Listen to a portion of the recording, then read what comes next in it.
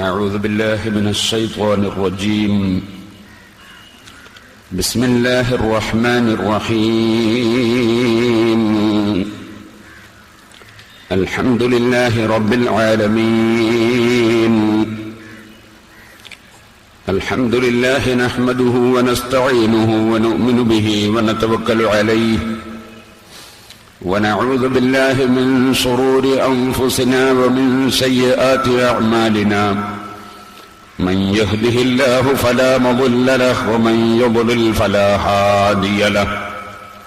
نشهد أن لا إله إلا الله وحده لا شريك له، ونشهد أن محمدا عبده ورسوله أرسله بالهدى ودين الحق ليظهره على الدين كله ولو كره المشركون. اللهم صل وسلم وبارك على رسولك وحبيبك سيدنا محمد وعلى آل وأصحاب سيدنا ومولانا محمد وعلى جميع الأنبياء والمرسلين والآل والصحابة أجمعين. أما بعد، أعوذ بالله من الشيطان الرجيم. بسم الله الرحمن الرحيم.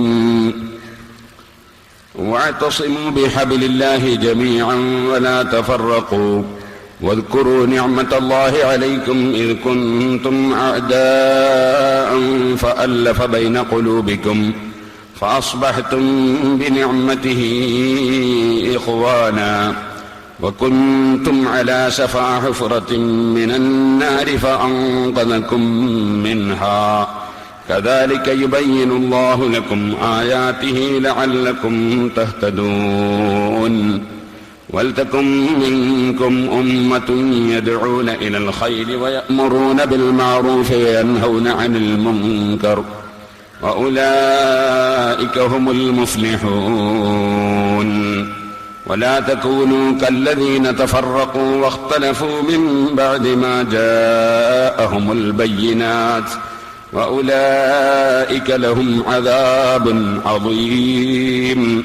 يوم تبيض وجوه وتسود وجوه، فأما الذين اسودت وجوههم وكفرتم بعد إيمانكم فذوقوا العذاب بما كنتم تكفرون. وأما الذين ابيضت وجوههم ففي رحمة الله هم فيها خالدون. صدق الله العلي العظيم. صدق وبلغ رسوله النبي الكريم، ونحن على ذلك من الشاهدين الشاكرين، والحمد لله رب العالمين. يا رب صل على من حل بالحرم، طه الرسول الذي قد خص بالكرم. يا رب بالمصطفى بلغ مقاصدنا واغفر لنا ما مضى يا واسع الكرم.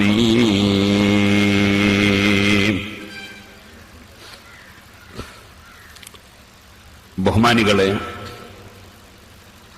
അള്ളാഹുവിന്റെ മഹത്തായ അനുഗ്രഹം കൊണ്ട് ബലിപെരുന്നാൾ ദിനമാണ്. ഐക്യവും ഭിന്നതയും എന്ന വിഷയത്തെ സംബന്ധിച്ചാണ് നമുക്ക് പ്രസംഗിക്കാനുള്ളത്. ഈ വിഷയം തെരഞ്ഞെടുക്കാനുള്ള പശ്ചാത്തലം നേരത്തെ പ്രസംഗത്തിൽ നിങ്ങൾ മനസ്സിലാക്കിയിട്ടുണ്ടാകുമെന്ന് ഞാൻ കരുതുന്നു. ബഹുമാനപ്പെട്ട ഖലീലുല്ലാഹി ഇബ്രാഹിം അലൈഹിസ്സലാത്തു വസ്സലാം അല്ലാഹു സുബ്ഹാനഹു വ തആല ആകാശങ്ങൾ മുഴുവനും ഈ ഭൂമിയിൽ ഇരുത്തി ഇബ്രാഹിം നബി അലൈഹിസ്സലാമിന് കാണിച്ചു കൊടുത്തു. ഭൂമിയിലുള്ള എല്ലാ ഭാഗങ്ങളും ഒരു സ്ഥലത്ത് നിന്നുകൊണ്ട് തന്നെ ഇബ്രാഹിം നബി അലൈഹിസ്സലാമിന് അല്ലാഹു തആല കാണിച്ചു കൊടുത്തു. അങ്ങനെ അല്ലാഹു കാണിച്ചു കൊടുത്തത് കൊണ്ട് തന്നെ ഇബ്രാഹിം നബി അലൈഹിസ്സലാത്തു വസ്സലാം ആകാശഭൂമികളുടെ ചക്രവാളങ്ങളിലുള്ള മുഴുവൻ വിഷയങ്ങളും ഒരു സ്ഥലത്ത് ഇരുന്നു കൊണ്ട് കണ്ടു. ഇതൊരു സാധാരണ കാഴ്ചയല്ല. അസാധാരണമായ കാഴ്ചയാണ് ഇബ്രാഹിം നബി അലൈഹിസ്സലാത്തു വസ്സലാം കണ്ടിട്ടുള്ളത്. ഏതെങ്കിലും മഹാന്മാർ സാധാരണ ആളുകൾ കാണുന്നതിനപ്പുറം കണ്ടാൽ പടച്ചവനായി പോകുന്നുള്ള പേടിയാണ്. പക്ഷെ അള്ളാഹുവിന് അത്ര വലിയ പേടി ഉണ്ടായില്ല. അതുകൊണ്ടങ്ങനെ പടച്ചവനായി പോകുന്നുള്ള പേടി അള്ളാഹുവിന് ഉണ്ടായില്ല. അള്ളാഹു അവന്റെ ഖുർആനിൽ പറഞ്ഞു, വകദാലിക നുരീ ഇബ്രാഹീമ മലകൂതസ് സമാവാതി വൽ അർദ് വലിയകൂന മിനൽ മുഖ്നീൻ. ഇബ്രാഹിം നബി അലൈഹിസ്സലാത്തു വസ്സലാമിന് ആകാശഭൂമികളുടെ മുഴുവൻ സാമ്രാജ്യങ്ങളും നമ്മൾ കാണിച്ചു കൊടുത്തു. കാരണം അള്ളാഹുവിന്റെ കാഴ്ച പോലെയല്ല ഇബ്രാഹിം നബി അലൈഹിസ്സലാമിന്റെ കാഴ്ച. അള്ളാഹു കാണുന്നത് സ്വയം കഴിവുകൊണ്ടും സ്വയം കാഴ്ചയും ആണ്. ഇബ്രാഹിം നബി അലൈഹിസ്സലാത്തു വസ്സലാം കാണുന്നത് അള്ളാഹു കാണിച്ചു കൊടുക്കുന്നത് കൊണ്ടാണ്. അപ്പൊ വലിയ വ്യത്യാസം വന്നുപോയി. ഒന്ന് സ്വന്തമായുള്ളതാണ്, മറ്റൊന്ന് അള്ളാഹു കൊടുത്തിട്ട് കിട്ടുന്നതാണ്. രണ്ടും തമ്മിലുള്ള വ്യത്യാസം പറയേണ്ടതില്ലല്ലോ. ഇത് പറഞ്ഞുകൊണ്ട് പരിശുദ്ധ ഖുർആൻ പറയാണ്, ഇബ്രാഹിം നബി അലൈഹിസ്സലാത്തു വസ്സലാമിന് അങ്ങനെയുള്ള മഹത്വങ്ങൾ നമ്മൾ കൊടുത്തു. ഫലമ്മാ ജന്ന അലൈഹിൽ ലൈലു റആ കൗകബൻ ഖാല ഹാദാ റബ്ബി ഫലമ്മാ അഫല ഖാല ലാ ഉഹിബ്ബുൽ ആഫിലീൻ. രാത്രിയായപ്പോ നക്ഷത്രം ഉദിച്ചുയർന്നത് കാണുന്നു. അപ്പൊ ഇബ്രാഹിം നബി അലൈഹിസ്സലാത്തു വസ്സലാം അവിടെയുള്ള ജനങ്ങൾക്ക് അവരുടെ ആശയം തെറ്റാണ് എന്ന് ബോധ്യപ്പെടുത്താൻ വേണ്ടി ഇബ്രാഹിം നബി അലൈഹിസ്സലാത്തു വസ്സലാം ആദ്യം പറഞ്ഞു, ഹാദാ റബ്ബി, ഇതെന്റെ റബ്ബാണ് എന്ന് നമ്മളൊന്ന് പറഞ്ഞു നോക്കുക. എന്നിട്ട് അത് സ്ഥിരപ്പെടുത്താൻ കഴിയോ, അത് നിലനിൽക്കുവോ ആ വാദം എന്ന് നമുക്കൊന്ന് നോക്കാം എന്ന നിലക്ക് അള്ളാഹുവിന്റെ ഖലീലായ ഇബ്രാഹിം അലൈഹിസ്സലാത്തു വസ്സലാം ഹാദാ റബ്ബി എന്ന് അവരെ പഠിപ്പിക്കാൻ വേണ്ടി പറഞ്ഞു. ഫലമ്മാ അഫല, അങ്ങനെ ആ നക്ഷത്രം അസ്തമിച്ചു പോയപ്പോ ഖാല ലാ ഉഹിബ്ബുൽ ആഫിലീൻ, ഇങ്ങനെ അസ്തമിച്ചു പോകുന്ന ഒരു സാധനത്തെ റബ്ബായി ഞാൻ ഇഷ്ടപ്പെടുന്നില്ല, അത് അംഗീകരിക്കാൻ സാധ്യമല്ല എന്ന് ഇബ്രാഹിം നബി അലൈഹിസ്സലാത്തു വസ്സലാം പറഞ്ഞു. ഇത് പരിശുദ്ധ ഖുർആനിൽ നമ്മെ അല്ലാഹു തആല പഠിപ്പിച്ചിട്ടുണ്ട്. വാസ്തവത്തിൽ ഇപ്പൊ സുന്നത്ത് ജമാഅത്തുകാരും മുജാഹിദുകളും തമ്മിലുള്ള ഏറ്റവും പ്രധാനപ്പെട്ട ഒരു തർക്കം ഇതാണ്. അതായത് പടച്ചവൻ അസ്തമിക്കുന്ന പടച്ചവനാണോ അസ്തമിക്കാത്ത പടച്ചവനാണോ ഉള്ളത്. അതിന്റെ പുത്തൻവാദികളൊക്കെ ഇപ്പൊ പറഞ്ഞു നടക്കുന്നു. ഇവിടെയും പറഞ്ഞതാണ്, എല്ലാ സ്ഥലത്തും പറയുന്നതാണ്, അവരുടെ പുസ്തകത്തിലൊക്കെ ഉള്ളതുമാണ്. അള്ളാഹു രാത്രിയാവുമ്പോ അർശിന്റെ മുകളിലാണ്. നേരത്തെ അള്ളാഹു ആകാശത്തിൽ ഇങ്ങനെ ഇരിക്കുകയാണ് അർശിന്റെ മുകളിൽ. ആ ഇരിക്കുന്ന പടച്ചവൻ രാത്രിയാകുമ്പോ ഒന്നാം ആകാശത്തിലേക്ക് ഇറങ്ങിങ്ങോട്ട് വരും എന്നാണ് ഇപ്പോഴത്തെ വാദം. അതങ്ങനെ ഖുർആനിലുണ്ട് എന്നാണ് ഇപ്പൊ പറയും. എന്നാൽ ഈ വാദത്തെ സംബന്ധിച്ച് ഇമാം റാസി റളിയല്ലാഹു അൻഹു ഈ ആയത്തിന്റെ തഫ്സീറിൽ വിശദീകരിക്കുകയാണ്. അള്ളാഹു ഒരു സ്ഥലത്ത് ഇരിക്കുന്ന ജഡമാണ്. അവൻ അർശിന്റെ മേലെ നിന്ന് താഴേക്ക് രാത്രിയാകുമ്പോൾ ഇറങ്ങി വരും എന്ന് പറയുന്ന ഈ വാദം തന്നെയാണ് ഇബ്രാഹിം നബി അലൈഹിസ്സലാത്തു വസ്സലാം നേരിട്ടിരുന്ന മുശ്രിക്കുകളുടെയും വാദം. അതായത് നക്ഷത്രം റബ്ബാണ് എന്ന് പറയുമ്പോൾ അതിന്റെ അർത്ഥം ഇങ്ങനെ അങ്ങോട്ടും ഇങ്ങോട്ടും നീങ്ങുന്ന സാധനം, അതുപോലെ അസ്തമിക്കുകയും ഉദിക്കുകയും ചെയ്യുന്ന സാധനം റബ്ബാണ് എന്നാണ്. ഇബ്രാഹിം നബി അലൈഹിസ്സലാത്തു വസ്സലാം സമർത്ഥിക്കുന്നത് അങ്ങോട്ടും ഇങ്ങോട്ടും നീങ്ങുന്ന ഒരു സാധനം, അല്ലെങ്കിൽ അങ്ങോട്ടും ഇങ്ങോട്ടും നീങ്ങുന്ന ഒരാള്, അതുപോലെ ഒരിക്കൽ ഇങ്ങനെ ഉദിച്ചു കാണുന്നു, കുറച്ചു കഴിയുമ്പോൾ അസ്തമിച്ചു പോകുന്നു, ഇങ്ങനെയുള്ള ഒന്ന് റബ്ബാകാനോ അള്ളാഹു ആകാനോ പര്യാപ്തമല്ല, അത് ഒരിക്കലും തന്നെ അനുയോജ്യമല്ല. അതുകൊണ്ട് പടച്ചവനാണോ ഒരു സ്ഥലത്ത് അങ്ങോട്ടും ഇങ്ങോട്ടും നീങ്ങുക എന്നതുണ്ടാവുകയില്ല. നീങ്ങുന്ന സാധനമായോ ഒരു സ്ഥലത്ത് ഇരിക്കുന്ന സാധനമായോ അള്ളാഹുവിനെ വിശ്വസിക്കാൻ പാടില്ല എന്നതാണ് ഈ ആയത്ത് പഠിപ്പിക്കുന്ന ഒരു വിഷയമെന്ന് പ്രധാനമായി ഇമാം റാസി ഈ ആയത്തിന്റെ തഫ്സീറിൽ പറയുന്നു. ഞാനതൊന്ന് വായിച്ചു കേൾപ്പിക്കാം. ഹാദിഹിൽ ആയത്തു തദുല്ലു അലാ അന്നഹു തആല ലൈസ ബിജിസ്മിൻ, അല്ലാഹു തആല ഒരു ജഡമല്ല എന്ന് ഈ ആയത്ത് പഠിപ്പിക്കുന്നു. ഇത് ലൗ കാന ജിസ്മൻ ലകാന ഗായിബൻ അന്നാ അബദ. എന്തുകൊണ്ട് അല്ലാഹു തആല ഒരു ജഡം ആണെങ്കിൽ അല്ലാഹു എപ്പോഴും നമ്മളെ തൊട്ട് അസ്തമിച്ച സാധനമായിട്ടല്ലേ ഉള്ളൂ, നമ്മൾ കാണുന്നില്ലല്ലോ. അപ്പൊ ഒരു അസ്തമിച്ച സാധനം എന്നും അസ്തമിച്ച സാധനമായിട്ടാണ് അള്ളാഹുവിനെ സംബന്ധിച്ചപ്പോ വിലയിരുത്തേണ്ടത്. ഫകാന ആഫിലൻ അബദൻ, അപ്പൊ എപ്പോഴും അസ്തമിച്ചവനായി അള്ളാഹു. അപ്പൊ അതേതായിരുന്നാലും ഒരു ജഡം അള്ളാഹു ആകാൻ പര്യാപ്തമല്ല.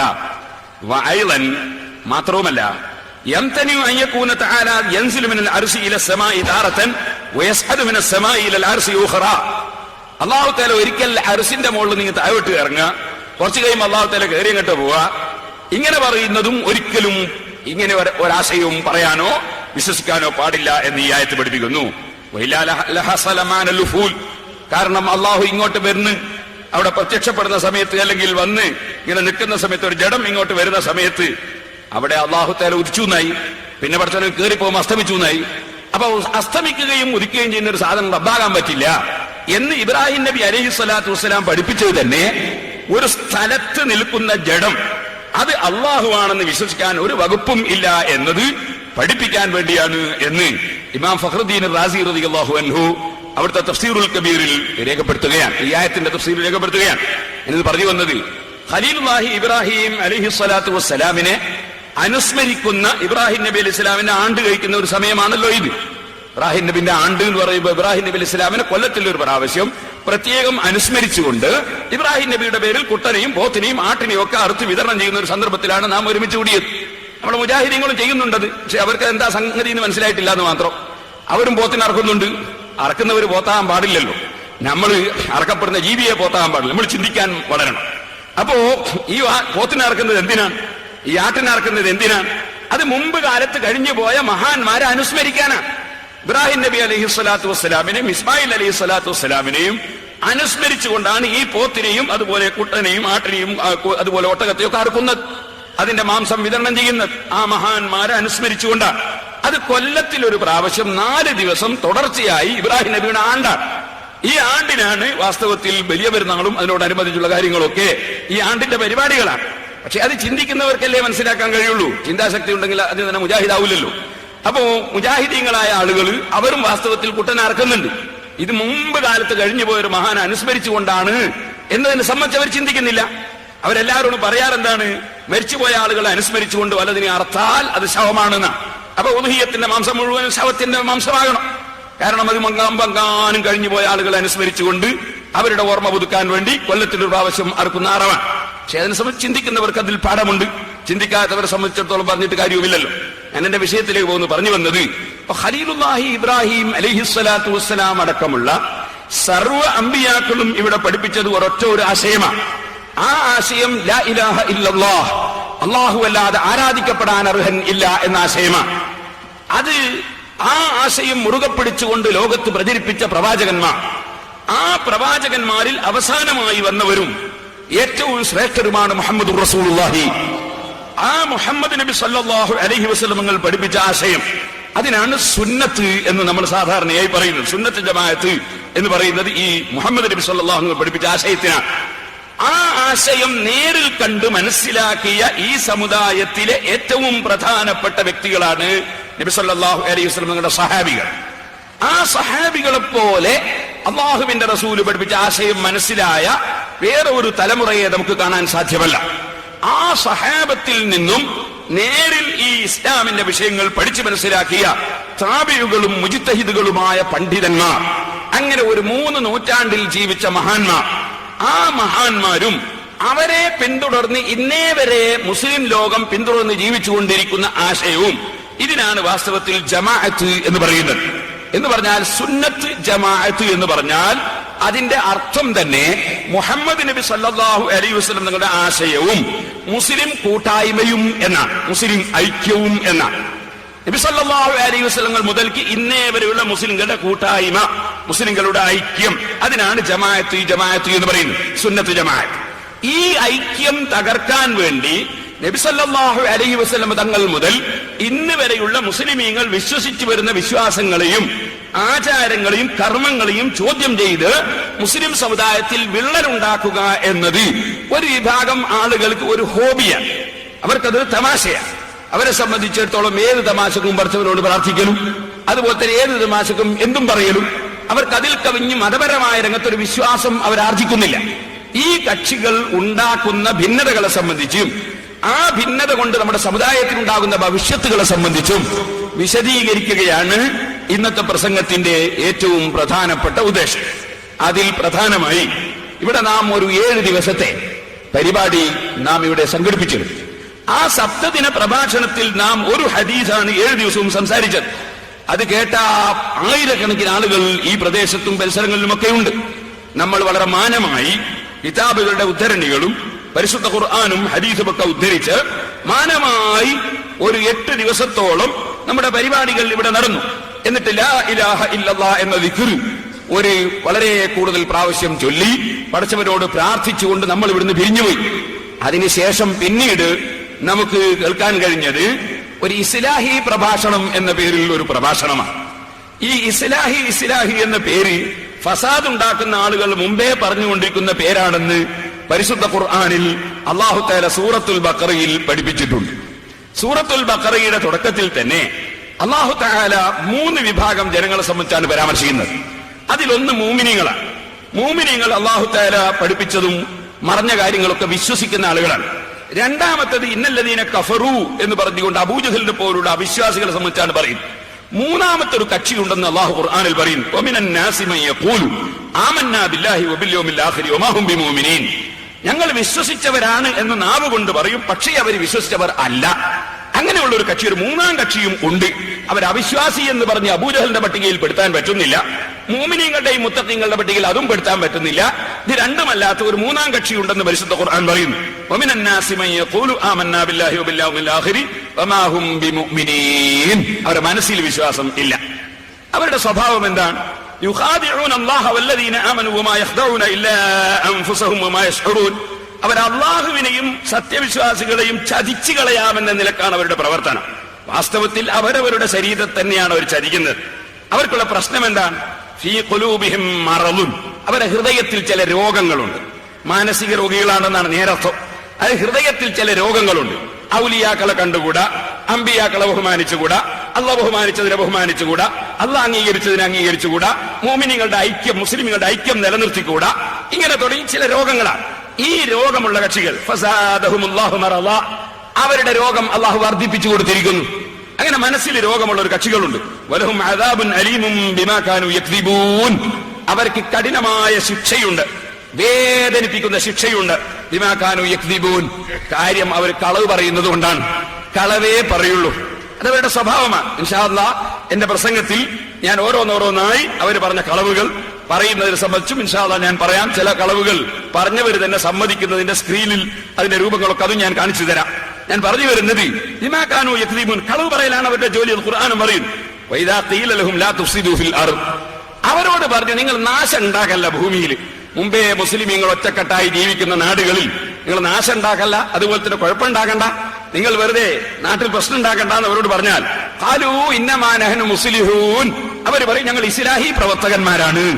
ഖുർആൻ വ്യക്തമായിട്ട് തന്നെ പഠിപ്പിക്കുന്ന ഒരു വിഷയം. ഖുർആന്റെ ഒരു മഹത്വം നോക്ക് നിങ്ങൾ. ഖാലൂ ഇന്നമാ നഹ്നു മുസ്ലിഹൂൻ, ഞങ്ങൾ ഇസ്ലാഹിന്റെ പ്രവർത്തകരാണ് എന്ന് അവർ പറയും.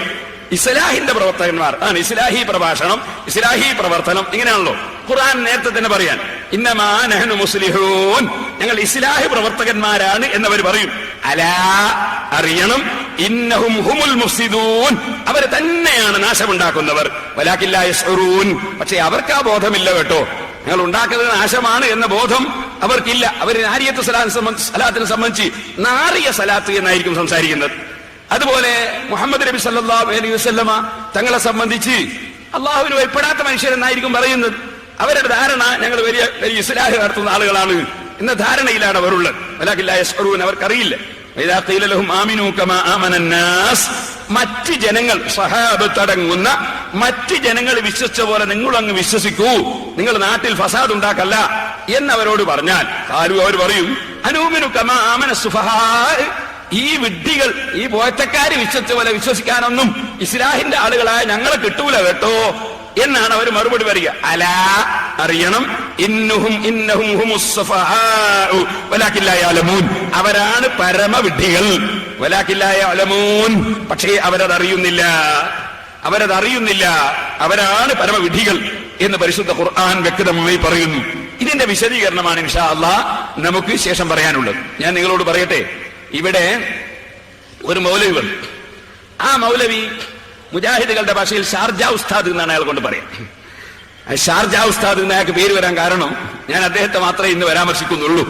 കാരണം മറ്റുള്ള ആളുകളൊക്കെ ഈ പരാമർശിച്ച് ഒരുപാട് വിഷയങ്ങൾ പറയാൻ ഒരു ദിവസം കൊണ്ട് കഴിയില്ലല്ലോ. അതിന്റെ ആവശ്യമില്ല. ഒന്ന് പറഞ്ഞാൽ വല്ലുക്കസ്മാലം യുക്കൽ, ബാക്കി അതിന്റെ മേൽ ഖിയാസാക്ക. ഏറ്റവും പ്രധാനപ്പെട്ട ഒന്ന് ശരിയാക്കിയാൽ ബാക്കിയുള്ളത് വേഗം റെഡിയാവുമല്ലോ. അതുകൊണ്ട് അതിനെ സംബന്ധിച്ച് തന്നെയാണ് പറയാൻ പോകുന്നത്. നിങ്ങൾ ഓർക്കണം സഹോദരന്മാരെ, ഈ ഷാർജ ഉസ്താദ് എന്ന് പറയുന്നത് ഞാൻ പുല്ലൂക്കര ജമാഅത്ത് പള്ളിയിൽ ഓതി പഠിക്കുന്ന കാലത്ത് കടവത്തൂരിൽ വെച്ച് ഞാനുമായി കുറെ ഖണ്ഡന പ്രസംഗം നടത്തിയിരുന്നു. അങ്ങനെ അന്ന് ഞാൻ ചോദിച്ച ചോദ്യങ്ങൾക്കൊന്നും മറുപടി പറയാൻ കഴിയാതെ ആയപ്പോ പിന്നെ ആ കടവത്തൂർ ഭാഗത്തുള്ള ആരോ വിസ കൊടുത്തങ്ങ് കൂട്ടിയതാണെന്ന് എനിക്ക് തോന്നുന്നത്. ഏതായിരുന്നാലും അങ്ങനെ അദ്ദേഹം ഷാർജയിലെത്തിയതിനു ശേഷം അവിടെയും അദ്ദേഹത്തിന്റെ ഈ ഫസാദ് പ്രവർത്തനം ഇങ്ങനെ തുടങ്ങി പ്രവർത്തിച്ചുകൊണ്ടിരിക്കുകയാണ്. ഇപ്പൊ അവസാനമായി നാദാപുരത്ത് നമ്മുടെ സുന്നത്ത് ജമാഅത്തിന്റെ ആശയപ്രചരണ രംഗത്തുള്ള പ്രവർത്തനങ്ങൾ കണ്ടപ്പോ യാതൊരു നിവൃത്തിയില്ലാതെ ആയപ്പോ കൂട്ടിക്കൊണ്ടുവന്നാണ് അദ്ദേഹത്തെ. വളരെ സന്തോഷമുണ്ട്. ഞാൻ അദ്ദേഹത്തോട് വളരെ സ്നേഹത്തോടുകൂടി ആദ്യമായി പറയാണ്, അദ്ദേഹം ഇനിയും വരണം. ഞാൻ ഈ വിഷയത്തിന് ഒരുങ്ങിക്കഴിഞ്ഞിരിക്കുന്നു. ആ മൗലവി ഇനിയും വരണം. നമുക്ക് ഒരു നീണ്ട ഖണ്ഡന പ്രസംഗം നമ്മുടെ വാഴക്കാട്ട് 9 പ്രാവശ്യം നടത്തിയിട്ട് അക്സാമുൽ ലദ്ദാത്ത് കാരണം ഞാൻ ലദ്ദത്ത് മനസ്സിലാക്കി കൊടുത്തതുപോലെ ഇൻഷാ അല്ലാഹ് ഈ മൗലവിക്കും ഇതിന്റെ ഈ ഖണ്ഡന പ്രസംഗത്തിന്റെ രസം, ലദ്ദത്ത് എന്ന രസം എന്നാണ്. ആ രസം ഇൻഷാ അല്ലാഹ് ഞാൻ നന്നായി, അള്ളാഹു എനിക്ക് ആയുസ്സും ആരോഗ്യവും തന്നെങ്കിൽ ഞാൻ മനസ്സിലാക്കി തരും. അതുകൊണ്ട് ആ മൗലവിയെ ഇനിയും മുജാഹിദുകൾ കൊണ്ടുവരികയും ആ മൗലവിയും ഞാനുമായിട്ട് തന്നെ ആകണം നമ്മുടെ പരിപാടി. കാരണം പിന്നെ ആള് മാറി, പിന്നെ ഞാൻ പറഞ്ഞല്ല മറ്റേ ആൾ പറഞ്ഞല്ല അതൊന്നും പറയരുത്. അയാൾ തന്നെയായിരിക്കും, ഞാൻ ഇൻഷാ അല്ലാഹ് ഞാൻ തന്നെയായിരിക്കും വരുന്നത്. അതുകൊണ്ട് ആ മൗലവിയെ എനിക്ക് ഷാർജയിലാവുമ്പോ അവിടെ കുറെ നിയമപ്രശ്നങ്ങളൊക്കെ ഉണ്ട്. ഇവിടെ അങ്ങനത്തെ നിയമപ്രശ്നങ്ങളൊന്നുമില്ല. അതുകൊണ്ട് ഇന്ത്യ രാജ്യമാണ്, സ്വതന്ത്ര രാജ്യമാണ്. ആരും ചീത്ത പറയും തെറിവറിയൊന്നും വേണ്ട. തെളിവുകൾ മുഖേന നമുക്ക് മുജാഹിദിന്റെ തെളിവുകളൊക്കെ നമുക്കൊന്ന് കേൾക്കാം, സുന്നത്ത് ജമാഅത്തിന്റെ തെളിവുകളൊക്കെ നമുക്കൊന്ന് കേൾക്കാം. എന്നിട്ട് നമുക്ക് നന്നായി ഒരു നീണ്ട ഖണ്ഡന പ്രസംഗം. ആ ഖണ്ഡന പ്രസംഗത്തിന് ഞാൻ അദ്ദേഹത്തെ ഇപ്പോൾ തന്നെ സ്വാഗതം ചെയ്തിരിക്കുന്നു. പിന്നെ അദ്ദേഹം എന്നെ ഒന്ന് വെല്ലുവിളിച്ചിട്ടുണ്ട്.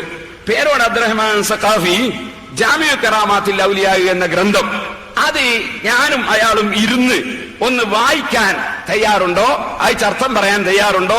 പേരോടിനെ ഞാൻ വെല്ലുവിളിക്കുന്നു എന്ന് അദ്ദേഹം വെല്ലുവിളിച്ചിട്ടുണ്ട്. ആ വെല്ലുവിളി 1000 കുതിരശക്തിയോടുകൂടെ ഞാൻ സ്വീകരിച്ചിരിക്കുന്നു. ആ മൗലവിയെ കിട്ടുമെങ്കിൽ ഇന്ന് തന്നെ കൊണ്ടുവന്നാൽ സ്വാഗതാർഹമാണ്.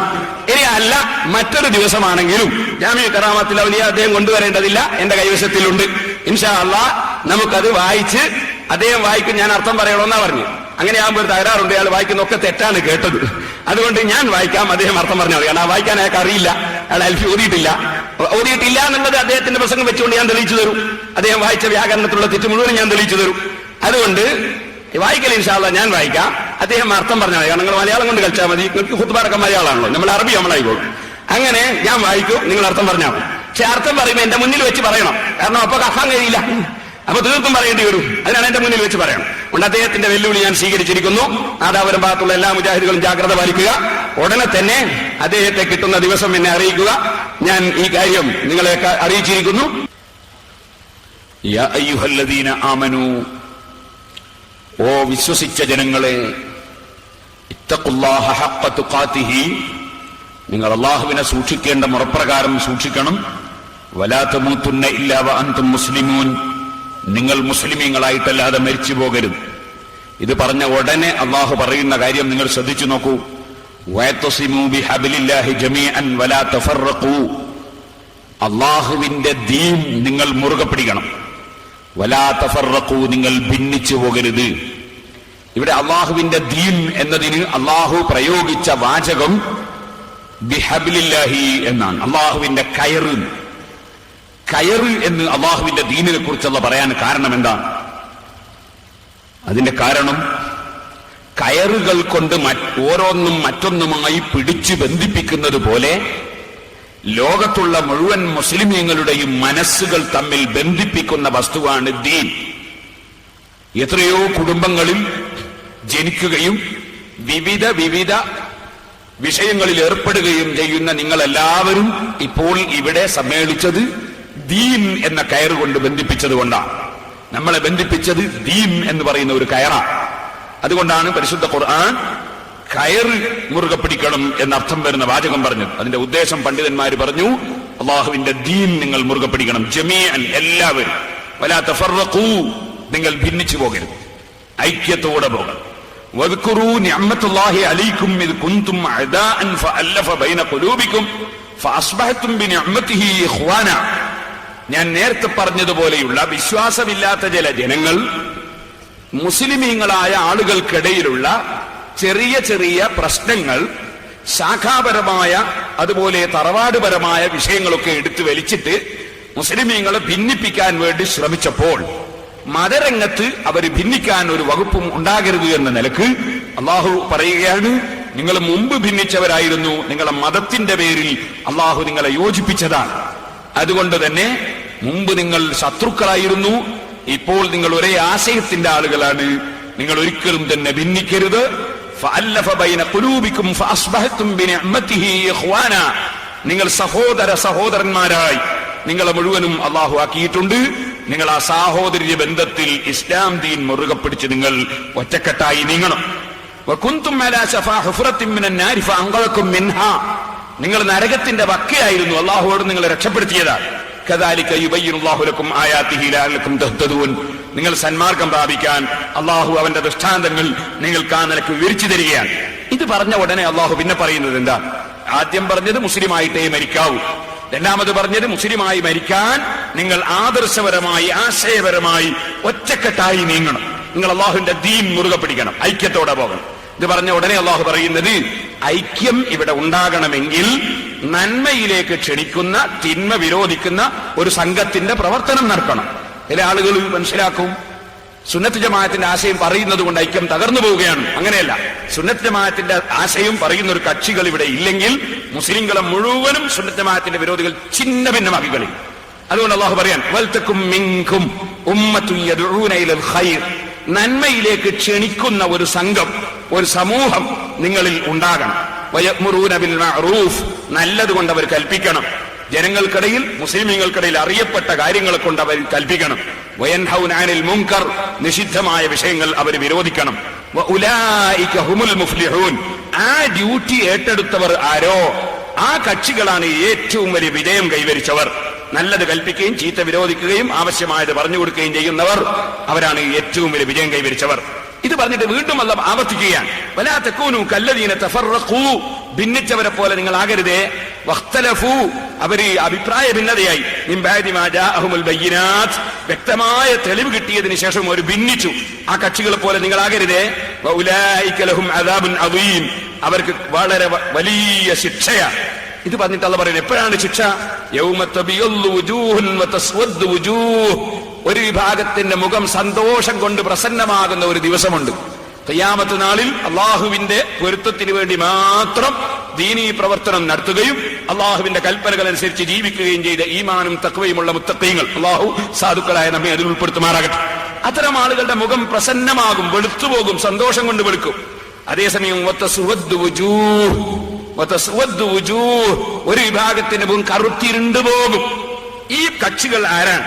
ഈ കക്ഷികളെ സംബന്ധിച്ച് ഈ ബഹുമാനപ്പെട്ട അബ്ദുല്ലാഹി ഇബ്നു അബ്ബാസ് റളിയല്ലാഹു അൻഹു, ഖുർആൻ വ്യാഖ്യാതാക്കളുടെ നേതാവായ, സഹാബത്തിന്റെ കൂട്ടത്തിൽ വലിയ പ്രഗത്ഭനായ ഇബ്നു അബ്ബാസ് റളിയല്ലാഹു അൻഹു പറയുന്നു, യാനി അല്ലാഹു ഉദ്ദേശിക്കുന്നത് യൗമൽ ഖിയാമ, ഈ ദിവസം ഒരു വിഭാഗത്തിന്റെ മുഖം സന്തോഷം കൊണ്ട് വെളുക്കും, ഒരു വിഭാഗത്തിന്റെ മുഖം സന്തോഷം കൊണ്ട് കറുക്കും എന്ന് പറഞ്ഞ ഈ ദിവസം ഖിയാമത്ത് നാളാണ്. അതെന്തേ? ഹീന തബിയല്ലു വുജൂഹു അഹ്ലിസ് സുന്നത്തി വൽ ജമാഅ. സുന്നത്ത് ജമാഅത്തുകാരുടെ മുഖം അന്ന് സന്തോഷം കൊണ്ട് പ്രസന്നമാണ്. സുന്നത്ത് ജമാഅത്തുകാരൊക്കെ സന്തോഷം കൊണ്ട് വെളുക്കുകയാണ് അവരുടെ മുഖം. വതസ്വദ്ദു വുജൂഹു അഹ്ലിൽ ബിദ്അത്തി വൽ ഫിർഖ. സുന്നത്ത് ജമാഅത്തിന്റെ വിരോധികളുടെ മുഖം അന്ന് വ്യസനം കൊണ്ടും സങ്കടം കൊണ്ടും കറുത്തു പോവുകയാണ്. അതേ മുസ്ലിമീങ്ങൾക്കിടയിൽ ഭിന്നിപ്പുണ്ടാക്കുന്ന സുന്നി വിരുദ്ധരായ ആളുകളുടെ മുഖം അന്ന് കറുത്തു പോവുകയാണ്. ഖാലഹു ഇബ്നു അബ്ബാസ് റളിയല്ലാഹു അൻഹുമാ. ഇബ്നു അബ്ബാസ് റളിയല്ലാഹു അൻഹു പറഞ്ഞ തഫ്സീർ ഹാഫിദ് ഇബ്നു കസീർ അദ്ദേഹത്തിന്റെ തഫ്സീറിൽ ഉദ്ധരിക്കുകയാണ്. അപ്പൊ യൗമ തബിയല്ലു വുജൂഹുൻ വതസ്വദ്ദു വുജൂഹ്. നിങ്ങൾ അഹ്ലുസ് സുന്നത്തി വൽ ജമാഅത്തിന്റെ ആളുകളുടെ മുഖം സന്തോഷം കൊണ്ട് വെളുക്കുന്ന ഒരു ദിവസം, സുന്നത്തിന്റെ വിരോധികളുടെ മുഖം കറുത്തിരുണ്ടു പോകുന്ന ഒരു ദിവസം. അല്ലാഹു പറയാൻ, ഫഅമ്മല്ലദീന സുവദ്ദതു വുജൂഹുഹും. അന്ന് മുഖം കറുത്തിരുണ്ടു പോകുന്ന സുന്നി വിരുദ്ധരായ ആളുകൾ, അകഫർതും ബഅദ ഈമാനികും ഫദൂഖുൽ അദാബ ബിമാ കുൻതും തക്ഫുറൂൻ. നിങ്ങൾ ഉറച്ച ഈമാൻ ഉണ്ടായിരുന്നു, നിങ്ങൾ സുന്നികളായിരുന്നു, നിങ്ങൾ ആ സുന്നിയിൽ നിന്ന് രാജിവെച്ച് പുത്തൻവാദത്തിലേക്ക് പോയവരല്ലേ, നിങ്ങൾ ഈമാൻ വിട്ട് നിങ്ങൾ അവിശ്വാസത്തിലേക്ക് പോയവരല്ലേ. അകഫർതും ബഅദ ഈമാനിക്കും, നിങ്ങളെ ഈമാനിന്റെ ശേഷം നിങ്ങൾ അതാ വിശ്വാസത്തിലേക്ക് നീങ്ങിയതല്ലേ എന്നവരോട് പറയപ്പെടും. നിങ്ങൾ നേരത്തെ സുന്നത്ത് ജമാഅത്തുകാരല്ലേ, നിങ്ങൾ അതിൽ നിന്ന് പിരിഞ്ഞു പോയവരല്ലേ എന്നവരോട് ചോദിക്കപ്പെടും. ഫദൂഖുൽ അദാബ ബിമാ കുൻതും തക്ഫുറൂൻ, നിങ്ങൾ ഈ അവിശ്വാസം കാണിച്ച കാരണം കൊണ്ട് ശിക്ഷ നന്നായി രുചി നോക്കിക്കോളൂ എന്നവരോട് പറയും. എന്നാൽ മുഖം സന്തോഷം കൊണ്ട് വെളുക്കുന്ന സുന്നത്ത് ജമാഅത്തുകാരായ ആളുകൾ ഫഫീ റഹ്മത്തില്ലാഹി ഹും ഫീഹാ ഖാലിദൂൻ, അവർ അല്ലാഹുവിന്റെ അനുഗ്രഹത്തിന്റെ ഭവനമായ സ്വർഗത്തിൽ കാലകാലം താമസിക്കുന്നവർ തന്നെ. പരിശുദ്ധ ഖുർആൻ നമ്മെ പഠിപ്പിക്കുകയാണ്. അപ്പൊ സഹോദരന്മാരെ, നിങ്ങൾ ഓർക്കണം, അഹ്ലുസുന്നത്തി വൽ ജമാഅ അവര് മാത്രമേ ഖിയാമത്ത് നാളിൽ മുഖം സന്തോഷം കൊണ്ട് വെളുക്കുന്നവരുള്ളൂ. സുന്നത്ത് ജമാഅത്തിന്റെ വിരോധികൾ മുഖം കറുത്തിരുണ്ടു പോകുന്നവരാണെന്ന് പരിശുദ്ധ ഖുർആൻ പഠിപ്പിക്കുന്നു. ഇബ്നു അബ്ബാസ് റളിയല്ലാഹു അൻഹു പറഞ്ഞ തഫ്സീർ ഹാഫിദ് ഇബ്നു കസീർ അദ്ദേഹത്തിന്റെ തഫ്സീറിൽ എടുത്തു ഉദ്ധരിക്കുന്നു. ഞാനിത് പറഞ്ഞു വന്നത്, ഈ സുന്നത്ത് ജമാഅത്തും ഇതര പ്രസ്ഥാനങ്ങളും എന്ന് പറയുമ്പോ അത് എന്തോ ഒരു ചെറിയ ഒരു വിഷയമാണെന്ന്, അത് നമ്മുടെ ഏതെങ്കിലും മറ്റ് വിഷയങ്ങളുടെ തർക്കം പോലെയാണെന്ന് നിങ്ങൾ തെറ്റിദ്ധരിക്കരുത്.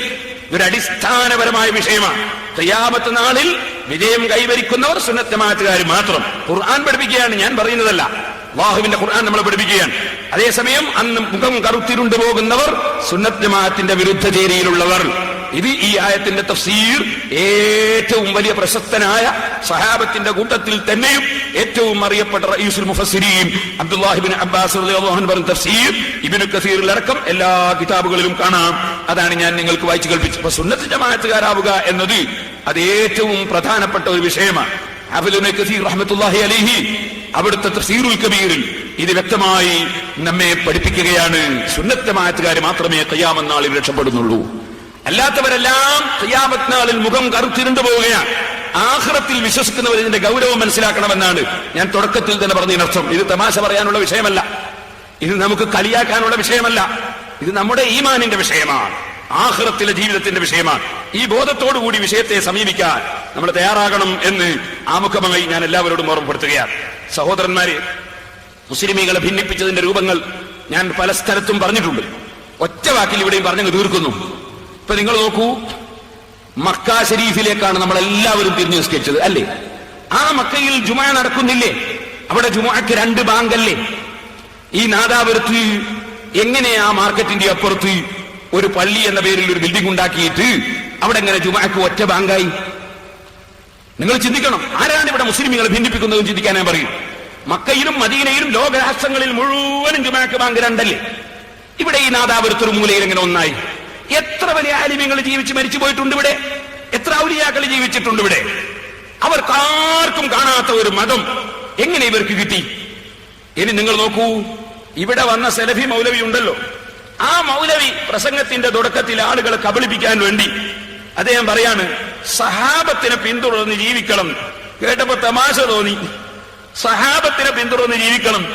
നമ്മുടെ പ്രസംഗത്തിന്റെ ചില ഭാഗങ്ങൾ മൂപ്പര് നമ്മളെ അങ്ങോട്ട് കോപ്പി അടിക്കുകയാണ്. എന്തിന്? തുടക്കത്തിൽ അതൊക്കെ പറഞ്ഞ ആളുകളെ ഒന്ന് പിടിച്ചു നിർത്താൻ. എന്നാൽ ഞാൻ നിങ്ങളോട് ചോദിക്കട്ടെ, സഹാബത്തിനെ പിന്തുടരണം എന്ന് അദ്ദേഹം പറഞ്ഞത് ആത്മാർത്ഥമായിട്ടാണോ? എന്നാൽ മഹാന്മാരായ സഹാബികൾ, ആ സഹാബികൾ 2 ബാങ്ക് ജുമാക്ക് കൊടുത്തിട്ടില്ലേ? ജുമാക്ക് 2 ബാങ്ക് കൊടുത്തിട്ടില്ലേ? സുന്നികളായ ഞങ്ങളുടെ മാലയും മൗലിദും ജാമിഉ കറാമത്തിൽ ഔലിയവും ഒക്കെ ഇൻഷാ അല്ലാഹ് ഞാൻ പറയാം. അതിനു മുമ്പ് ഞാൻ വിനയത്തോടെ ചോദിക്കുകയാണ്, നിങ്ങൾ സഹാബത്തിനെ പിന്തുടരണം എന്നല്ലേ ഇവിടുത്തെ പ്രസംഗത്തിൽ തുടക്കത്തിൽ പറഞ്ഞത്? ആ സഹാബത്ത് ജുമുഅക്ക് 2 ബാങ്ക് കൊടുത്തതായി സഹീഹുൽ ബുഖാരിയുടെ 916 നമ്പർ ഹദീസിൽ ഇല്ലേ? ഒന്നുകിൽ ഇല്ല എന്ന് പറയണം, അല്ലെങ്കിൽ ഉണ്ടെന്ന് പറയണം മൗലവിമാർ. സഹീഹുൽ ബുഖാരിയിൽ അതുണ്ടോ ഇല്ലേ? ജുമുഅക്ക് 2 ബാങ്ക് കൊടുത്തതായി ഉണ്ടോ ഇല്ലേ? സഹാബത്ത് കൊടുത്തു എന്ന് ബുഖാരിയിൽ ഇല്ലേ? അത് സഹാബത്തിൽ തന്നെ പറഞ്ഞിട്ടില്ലേ? സായിബ് ഇബ്നു യസീദ് റളിയല്ലാഹു അൻഹുവിന്റെ ഹദീസ് ബുഖാരിയിൽ ഇല്ലേ? അദ്ദേഹം 7ാമത്തെ വയസ്സിൽ അള്ളാന്റെ റസൂലിന്റെ കൂടെ ഹജ്ജിന് പോയ സഹാബി അല്ലേ? സബത്തൽ അംറു അലാ ദാലിക്, ജുമുഅക്ക് 2 ബാങ്ക് സ്ഥിരപ്പെട്ട് കഴിഞ്ഞു എന്നല്ലേ ബുഖാരിയിലെ ഹദീസ്? ഞാൻ ചോദിക്കും, ഈ നാദാപുരത്തിന്റെ ഒരു മൂലയിൽ ഒറ്റ ബാങ്കുള്ള ജുമുഅ എവിടുന്ന് വന്നു? അത് ഈ രാജ്യത്തെ മുസ്ലിമീങ്ങളെ ഭിന്നിപ്പിക്കാൻ വേണ്ടി തുടങ്ങിയതല്ലേ? അല്ലെങ്കിൽ എന്തിനു തുടങ്ങിയ ആ ജുമാ എന്നാണ് എന്റെ ചോദ്യം. എവിടുന്ന് വന്നു മക്കയിലില്ലാത്ത ഒരു ജുമാ? എവിടുന്ന് വന്നു മദീനയിലില്ലാത്ത ഒരു ജുമാ?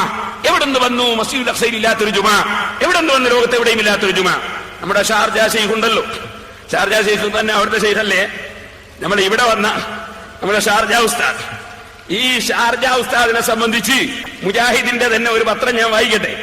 മുജാഹിദ് വോയിസ്, ജനുവരി 2004 ജനുവരി 26. ഷാർജ ഉസ്താദിന്റെ രണ്ടാം ബാങ്ക്. ചില മൗലവിമാർക്ക് രണ്ടാം കെട്ടാണ്, ഇയാൾക്ക് രണ്ടാം ബാങ്ക. കേട്ടോളൂ, ഷാർജ ഉസ്താദിന്റെ രണ്ടാം ബാങ്ക്. എന്താ വിഷയം?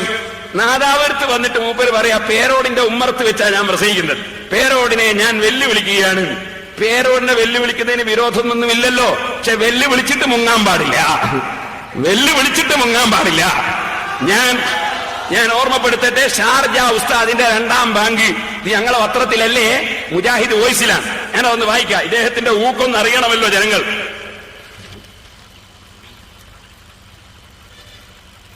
വർഷങ്ങൾക്ക് മുമ്പ് കുവൈത്തിൽ നടന്ന ഒരു മുഖാമുഖം പരിപാടിയുടെ മുന്നോടിയായി നടന്നതാണ് ഈ ചർച്ച. മുഖാമുഖത്തിൽ ഏതെല്ലാം ചോദ്യങ്ങൾ ചോദിക്കണം, അവയ്ക്ക് എങ്ങനെ മറുപടി പറയണമെന്ന് തീരുമാനമെടുക്കാനായിരുന്നു ചർച്ച. സുന്നികൾ സാധാരണ ചോദിക്കാറുള്ള ചർച്ചകളും അവയ്ക്ക് കുറികൊള്ളുന്ന മറുപടിയും ചർച്ച ചെയ്തു തീരുമാനിക്കവേ ഫർവാനിയ യൂണിറ്റിൽ നിന്നുള്ളൊരു പ്രവർത്തകൻ ഒരു ചോദ്യം മുഖാമുഖത്തിൽ മറുപടി പറയണമെന്ന നിലക്ക് ഉന്നയിച്ചു. കുവൈത്ത് കേരള ഇസ്ലാഹി സെന്ററിനു കീഴിൽ മലയാള ഖുതുബ നടക്കുന്ന പള്ളിയിൽ 2 ബാങ്ക് നിർവഹിക്കുന്നു. കേൾക്കണേ, മുജാഹിദിന്റെ ഇസ്ലാഹിന്റെ പകയിൽ നടക്കുന്ന പള്ളിയിൽ കുവൈത്തിൽ 2 ബാങ്ക് നിർവഹിക്കുന്നു. നമ്മുടെ ഷാർജ ഉസ്താദ് ഒരു മറുപടിക്ക് പോയതാ, എന്നിട്ട് അദ്ദേഹം പറഞ്ഞ മറുപടിയാ കേൾക്കേണ്ടത്. എന്നാൽ ഇത് നാട്ടിൽ മുജാഹിദുകൾ ബിദഅത്താണെന്ന് വാദിക്കുകയും ചെയ്യുന്നു. ഇത് നാട്ടിൽ മാത്രമാണോ ബിദഅത്ത്? ഇതാണ് ചോദ്യം. പക്ഷെ നമ്മളിവിടെ വന്ന ഷാർജ ഉസ്താദിനോടുള്ള ചോദ്യ, നാട്ടിൽ 2 ബാങ്ക് ബിദഅത്ത്, കുവൈത്തിൽ 2 ബാങ്ക് സുന്നത്ത്, നാട്ടിൽ മാത്രമാണോ ബിദഅത്ത്? ഇതാ ചോദ്യം. ചോദ്യം കേട്ട ഉടനെ യോഗം നിയന്ത്രിച്ചിരുന്ന പുളിക്കക്കാരൻ മദനി ആ ചോദ്യം മാറ്റിവെക്കാൻ ആവശ്യപ്പെട്ടു. ആ ചോദ്യം മാറ്റിവെക്കാൻ ആവശ്യപ്പെട്ടു. പക്ഷേ പ്രവർത്തകർ വിട്ടതുമില്ല. ഗത്യന്തരമില്ലാതെ അദ്ദേഹം ക്ഷോഭിച്ചുകൊണ്ട് നൽകിയ മറുപടി ഇങ്ങനെ: മറുപടി കിട്ടണം എന്ന് നിർബന്ധമാണെങ്കിൽ കേട്ടോ. ഈ ബാങ്ക് തുടങ്ങിയത് ഉസ്മാൻ റളിയല്ലാഹു അൻഹുവിന്റെ കാലത്താണ്. അന്ന് പള്ളി അങ്ങാടിയിൽ നിന്ന് വളരെ ദൂരെയായതിനാൽ അങ്ങാടിയിൽ പോയി ഒരു ബാങ്ക് കൊടുക്കും. ഇപ്പോൾ പള്ളി അങ്ങാടിയിൽ തന്നെയാണ്, അതിനാൽ 2 ബാങ്കും പള്ളിയിൽ നിന്ന് തന്നെ ആവാം. ഇങ്ങനെ അന്ന് പള്ളിന്നപ്പുറം പോയി ബാങ്ക് കൊടുക്കലാണ്. ഇപ്പൊ പള്ളിന്റെ അങ്ങാടിയിലായതുകൊണ്ട് പള്ളിയിൽ നിന്ന് 2 കൊടുക്കൽ ആവാം. ഇതിനെ സംബന്ധിച്ച് മുജാഹിദീങ്ങൾ പറയാണ്, മൗലവിന്റെ മറുപടി വെച്ച്, എന്തൊരു ചന്തമുള്ള മറുപടി, എന്തൊരു ചന്തമുള്ള മറുപടി. ഇനി ബാക്കി കൂടി കേട്ടോളി, എന്നെയും പറയുന്നുണ്ട് എല്ലാവർക്കും. പേരോടിന്റെ ഉസ്താദാകാൻ ടിയാനല്ലാതെ മറ്റാർക്ക് കഴിയും? അപ്പൊ മൂപ്പര് എന്റെ ഉസ്താദാകാൻ കഴിയുമെന്നാണ് ആ മറുപടി കേട്ടിട്ട് മുജാഹിദീങ്ങൾ തീരുമാനിച്ചത് പോലും. ഏതായാലും തർക്കമില്ല, അവർക്ക് അങ്ങനെ പറയാൻ പറ്റുള്ളൂ. ഇദ്ദേഹമാണ് ഭിന്നിപ്പുകാരുടെ ബൗദ്ധികോപദേഷ്ടാവ്. ഷാർജ ഉസ്താദിന്റെ 2ാം ബാങ്ക് എന്നുള്ള ഹെഡിങ്ങിൽ മുജാഹിദീങ്ങൾ എന്നെ കൊടുത്താണ്. ഇനി വേറെ ഒന്ന് കേട്ടോളൂ. മുഖാമുഖത്തിലെ മോണോ ആക്ട്, ഇപ്പോഴും അലയടങ്ങിയിട്ടില്ലാത്ത ഷാർജ മുഖാമുഖം, ഷാർജ ഉസ്താദിന്റെ ഇഹലോക ജീവിതത്തിലെ ഏറ്റവും വലിയ സുവർണാധ്യായം. ഷാർജ ഉസ്താദ് എന്ന് ഇവിടെ വന്ന മൗലവിയാണ്. മുഖാമുഖത്തിൽ വെച്ച് തന്നെ ഒരാൾ ഖുറാഫാത്ത് കൈവടിഞ്ഞ് മുജാഹിദായത്രേ. നല്ലൊരു പ്രചരണമാണല്ലോ. അതായത് മുഖാമുഖം കഴിഞ്ഞപ്പോൾ ഷാർജയെന്ന് ഒരാൾ എന്ത് ചെയ്തു, പെട്ടെന്ന് സുന്നി ഖുറാഫാത്ത് വിട്ട് മുജാഹിദായി ഒട്ടാകെ പ്രചരിപ്പിച്ചു. ഇന്നലെ എന്നോട് ആരോ പറഞ്ഞു, നാദാപുരത്ത് 50ഓളം ഏപ്പിക്കാരായ സുന്നികൾ മുജാഹിദായി എന്ന് കേൾക്കുന്നുണ്ടല്ലോ. എന്താ പ്രചരണത്തിന്റെ കോലം, കാത്തുകുത്തിരുന്നാ മതി. അപ്പോ പ്രചരണാണ്. അപ്പൊ പെട്ടെന്ന് ഒരാളെന്തായി, അങ്ങോട്ട് മുജാഹിദായി എന്നാ പറയുന്നു. കേസറ്റ് കണ്ടവർ അന്തം വിട്ടു. മുജാഹിദീങ്ങൾ തന്നെ എഴുതാണ്, കേസറ്റ് കണ്ടവർ അന്തം വിട്ടു. ഇനി എന്ത് വേണം ആഘോഷിക്കാൻ? പക്ഷേ അതൊരു മോണോ ആക്ട് ആയിരുന്നു എന്ന് അറിയുന്നവർ ചുരുക്കം. ഉസ്താദ് തന്നെ ചട്ടം കെട്ടിക്കൊണ്ടുവന്ന ഒരു കൺവെർട്ടഡ് മുജാഹിദ്, അദ്ദേഹം സുന്നിയായി അഭിനയിച്ചു. ഉസ്താദിനോട് ചോദ്യം ചോദിച്ചു, അവസാനം ഉത്തരം മുട്ടി, ഷഹാദത്ത് ചൊല്ലി മുജാഹിദായി. ഉസ്താദ് തെക്ബീർ മുഴക്കി, അദ്ദേഹത്തെ സ്വീകരിച്ചു. ഗംഭീരമായ തട്ടി. മുഖാമുഖത്തിന് ഉസിരു കൂട്ടാൻ ചെയ്ത പൊറാട്ട് നാടകം. ഇത് ഖുതുബത്തൊരു വിഷയമാക്കിയില്ലെന്ന് ശ്രോതാക്കളുടെ മഹാഭാഗ്യം. ഇത് മുജാഹിദ് വോയിസിലുള്ളതാ. നമ്മളെ ഷാർജ ഉസ്താദിന്റെ ചില പരിപാടികൾ. അതായത് മൂപ്പരെന്നെ ഒരാളെ കൊണ്ടുവരാ മുജാഹിദിനെ, എന്റെ ചോദ്യം ചോദിക്കുക, എന്റെ മറുപടിക്ക് മുജാഹിദ് മുട്ടുക, എന്നിട്ട് അയാൾ രാജിവെക്കുക, ഷഹാത്തിൽ മേലില്ല മുജാഹിദാകുക. ഇതൊക്കെ ഷാർജയിൽ എടുക്കുന്ന ഓരോ ഏർപ്പാടുകളാണ്. അതുകൊണ്ടാണ് ഞാൻ പറഞ്ഞത്, ഈ മൗലവിനെ തന്നെ കിട്ടണം, ആ മൗലവി തന്നെ വരണം. എന്നിട്ട് നമുക്ക് അത്തരം തട്ടിപ്പുകളൊന്നും അതാവരുത്ത് നടക്കൂല. ഇൻഷാ അല്ലാഹ് ഞാനത് കാണിച്ചു തരാം. അതിന് മൗലവി എന്ന് വരണോ പറഞ്ഞുകൊണ്ടാണ്. ഇനി ഞാൻ നിങ്ങളോട് പറയട്ടെ സഹോദരന്മാരെ, ഇവിടെ ആദ്യം തന്നെ ഇയാള് പറയാൻ എന്താണ്, സഹാബത്തിനെ പിന്തുടരണം. സഹാബത്തിനെ പിന്തുടരുന്നുവെങ്കിൽ ജുമഅയുടെ 2 ബാങ്ക് എന്തിന്റെ പേരിലാണ് നിങ്ങൾ ഒഴിവാക്കിയത് എന്ന് മുസ്ലിം സമുദായത്തോട് മറുപടി പറയണം. ഇത് എന്റെ ചോദ്യമല്ല. ഇത് കണ്ടോ, മുജാഹിദിന്റെ സുല്ലമി, MI മുഹമ്മദ് അലി സുല്ലമി, അദ്ദേഹത്തിന്റെ ഈ പുസ്തകത്തിൽ സച്ചരിതരായ പൂർവികരുടെ മാർഗവും അഭിനവ സലഫി മൻഹജും ഒരു വിശകലനം എന്ന പുസ്തകത്തിൽ മുജാഹിദായ സുല്ലമി തന്നെ സങ്കടത്തോടെ ചോദിക്കുകയാണ്. ഇതിന്റെ 10-11 പേജുകളിൽ അത് കാണാം. അദ്ദേഹത്തിന്റെ ചോദ്യം കേട്ടോളൂ, ഞാൻ വായിച്ചു കേൾപ്പിക്കാം. വെള്ളിയാഴ്ചയിലെ 2ാം ബാങ്ക്, വെള്ളിയാഴ്ച ജുമയോടനുബന്ധിച്ച് 2 ബാങ്ക് വിളിക്കുന്ന സമ്പ്രദായം കേരളത്തിലെ ഏതാണ്ട് എല്ലാ പള്ളികളിലും നിലനിന്നിരുന്നു. എന്നാൽ മുജാഹിദുകളുടെ പള്ളികൾ 2 ബാങ്ക് വിളിക്കുന്ന സമ്പ്രദായം നിലവിലില്ല. നാം അത് ഒരു ബിദ്അത്തും ശിക്ഷാർഹവുമായ കാര്യമായി കാണുന്നു. കാരണം എന്താണ്? നബിയുടെ കാലത്ത് അത്തരമൊരു ബാങ്ക് നിലനിന്നതിന് പ്രബലമായ തെളിവുകളൊന്നുമില്ല. ഉസ്മാൻ ഇബ്നു അഫ്ഫാൻ റളിയല്ലാഹു അൻഹുവിന്റെ കാലത്താണ് ഈ സമ്പ്രദായം ആരംഭിച്ചത്. നബിയുടെയും അബൂബക്കർ റളിയല്ലാഹുവിന്റെയും ഉമർ റളിയല്ലാഹുവിന്റെ കാലത്ത് ഇമാം മെമ്പറിൽ ഇരുന്ന ശേഷമാണ് ബാങ്ക് വിളിച്ചിരുന്നത്. എന്നാൽ മദീനയിലെ നിവാസികൾ വർദ്ധിച്ചപ്പോൾ ഉസ്മാൻ റളിയല്ലാഹു അൻഹു മറ്റൊരു ബാങ്ക് വർദ്ധിപ്പിച്ചു. അത് അങ്ങാടിക്ക് സമീപമുള്ള സൗറായി എന്നിടത്ത് വെച്ച് ആണ് വിളിച്ചിരുന്നത്. ബുഖാരിയിലുള്ള ഹദീസാണ്. എന്നിട്ട് അദ്ദേഹം പറയാൻ, വെള്ളിയാഴ്ച 2 ബാങ്ക് വിളിക്കുന്ന സെലഫികൾ ഉൾപ്പെടെയുള്ളവർ ഉസ്മാൻ ഇബ്നു അഫ്ഫാൻ റളിയല്ലാഹു അൻഹുവിന്റെ ധാരണയെ ആധാരമാക്കിയാണ് 2 ബാങ്ക് വിളിക്കുന്നത്. സഹാബികളുടെ ധാരണ പ്രമാണമാണെങ്കിൽ 2ാം ബാങ്ക് ബിദ്അത്തായി തീരുന്നത് എങ്ങനെ? ഇത് സുല്ലമിന്റെ ചോദ്യമാണ്. അതുകൊണ്ട് ഇനി എന്താ വേണ്ടെന്നറിയോ? മൗലവിമാര് സ്റ്റേജിൽ കയറിയാല് ഞങ്ങളെ മാല പരിശോധിക്കുന്നതിന് മുമ്പ് നിങ്ങളെ കൂട്ടത്തിലെ മുജാഹിദീങ്ങളെ ചോദ്യത്തിന് നിങ്ങൾ ആദ്യം മറുപടി പറയാ. മുജാഹിദിലെ ആളുകളെ ഉള്ളത് ഉറപ്പിച്ചു നിർത്താനുള്ള പണി ആദ്യം നടത്തുക. അത് ആദ്യം വേണ്ടത്. മുജാഹിദിലെ ആളുകളെ ഉറപ്പിച്ചു നിർത്താനുള്ള പണി ആദ്യം നടത്തുക. അങ്ങനല്ലേ? കപ്പലിലെ കള്ളനല്ലേ ആദ്യം പിടിക്കേണ്ടത്? എന്തല്ലേ പുറത്തുള്ളത് നോക്കേണ്ടത്? ആദ്യം നിങ്ങൾ ചെയ്യേണ്ടത് ഈ ചോദ്യം, നിങ്ങളെ സുല്ലമി ചോദിച്ച ചോദ്യമാണ്. സഹാബത്തിനെ പിന്തുടരണം എന്ന് ഇവിടെ വന്ന് സലഫി പ്രസംഗിച്ചു. നിങ്ങളെല്ലാ പുസ്തകത്തിലും ഇപ്പോഴങ്ങനെ പറഞ്ഞു, സഹാബത്തിനെ പിന്തുടരണം. കാരണം സഹാബത്തിനെ തള്ളിയപ്പോ മുസ്ലിമീങ്ങളെ കിട്ടുന്നില്ല. അപ്പൊ സഹാബത്തിനെ പിന്തുടരണം നാവുകൊണ്ട് പറയാ, എന്റെ പച്ചക്കള്ളം പറയാ, എന്റെ സഹാബത്തിനെ തള്ളുക, അതേപോലെ ചെയ്യുന്നത്. അപ്പൊ അതുകൊണ്ട് ആ സുല്ലമി ചോദിക്കുന്നത്, ബുഖാരിയിൽ ഹദീസ് ഉണ്ടല്ലോ, സഹാബികൾ കൊടുത്തതല്ലേ? നമ്മളെ സെലഫികളും മക്കയിലും മദീനയിലും ദുബായിലും അബുദാബിയിലും ഈ ഹുസൈൻ സെലഫി അടക്കം ഷാർജയിലടക്കം 2 ബാങ്കുള്ള ജുമയിലല്ലേ പങ്കെടുക്കാറുള്ളത്? നാദാവൃത്തൊരു മൂലയിൽ ഒറ്റ ബാങ്കാക്കിയത് എന്തിന് എന്നാണ് നിങ്ങളെ സുല്ലമിമാരുടെ ചോദ്യം. ആ ചോദ്യത്തിന് മറുപടി പറയാൻ എന്ത് വേണം? നിങ്ങൾ പരിപാടി വെക്കണം. ചോദ്യം ഞങ്ങൾ ചോദിക്കേണ്ടയില്ല, നിങ്ങളെ കൂട്ടത്തിലുള്ളവർ ചോദിച്ച ചോദ്യമാണ്. നല്ല നല്ല കണ്ടീഷൻ ചോദ്യമാണ്. ആ ചോദ്യത്തിന്റെ മറുപടിയാണ് കിട്ടേണ്ടത്. നിങ്ങൾ എന്തിനീ മുസ്ലിമികളെ ഭിന്നിപ്പിക്കണം? എന്തിന് നിങ്ങൾ 2 ബാങ്കുകൾ ഒന്നാക്കണം? ഇവര് പറയുന്നു മൊഹീദ്ദീൻ മാലയിൽ അങ്ങനെ ഉണ്ട്, അതിന് ബാങ്കിനെ ഒന്നാക്കണോ? മൊഹീദ്ദീൻ മാലയിൽ ഇങ്ങനെ ഉള്ളത് കൊണ്ട് ബാങ്കിന്റെ എണ്ണ ചുരുക്കിയെന്ന എന്റെ ചോദ്യം. മങ്കൂസ് മൗലിദിൽ ഇങ്ങനെ ഉണ്ട്, ശരി, മങ്കൂസ് മൗലിദ് അങ്ങനെ ഉണ്ട്, അതിന് ബാങ്ക് എന്തിനാ ഒന്നാക്കിയത്? ബാങ്ക് ലോകമൊട്ടാകെയുള്ള 2 ബാങ്ക് നിങ്ങൾ എന്തിനൊന്നാക്കി?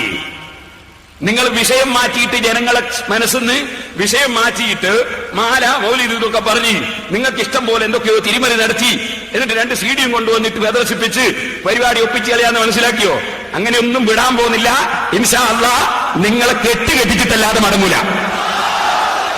ബുദ്ധിയുള്ള ജനങ്ങളാണ് പ്രസംഗം കേൾക്കുന്നത്. എന്റെ ചോദ്യം, മുസ്ലിം സമുദായത്തെ ഭിന്നിപ്പിക്കാൻ വേണ്ടി എന്തിന് നിങ്ങൾ ജുമയുടെ ബാങ്ക് ഒന്നാക്കി? ലോകമൊട്ടാകെയുള്ള 2 ബാങ്ക് നിങ്ങൾ എന്തിനൊന്നാക്കി? സഹാബത്തിനെ പിന്തുടരണമെന്ന് നിങ്ങളെ മൗലവിയുടെ പ്രസംഗിച്ചതാ. സഹാബത്ത് 2 ബാങ്ക് കൊടുത്തു എന്ന് ബുഖാരിയിലെ 916 നമ്പർ ഹദീസാണ്. നിങ്ങൾ എന്തിന് ജുമയുടെ ബാങ്ക് ഒന്നാക്കി? ഇവിടെ നാദാപുരം വലിയ ജുമാഅത്ത് പള്ളി, ധാരാളം ഔലിയാക്കളും മഹാന്മാരും അതിന്റെ സമീപത്ത് കിടക്കുന്നുണ്ട്. ധാരാളം ഔലിയാക്കൾ നിസ്കരിച്ച ഒരു പള്ളിയാണത്. ആ പള്ളിയിൽ മുമ്പേ 2 ബാങ്കുണ്ട്.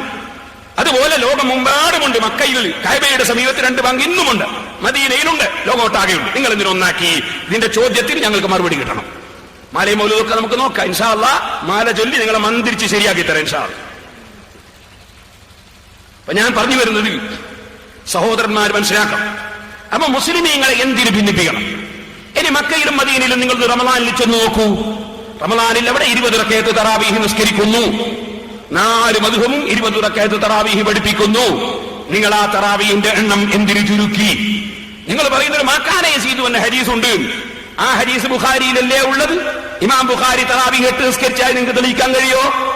ആ ഇമാം ബുഖാരി ആ ഹദീസ് റിപ്പോർട്ട് ചെയ്തത് മാലിക് ഇമാം റളിയല്ലാഹു അൻഹുവിന്റെ ശിഷ്യനിൽ നിന്നല്ലേ?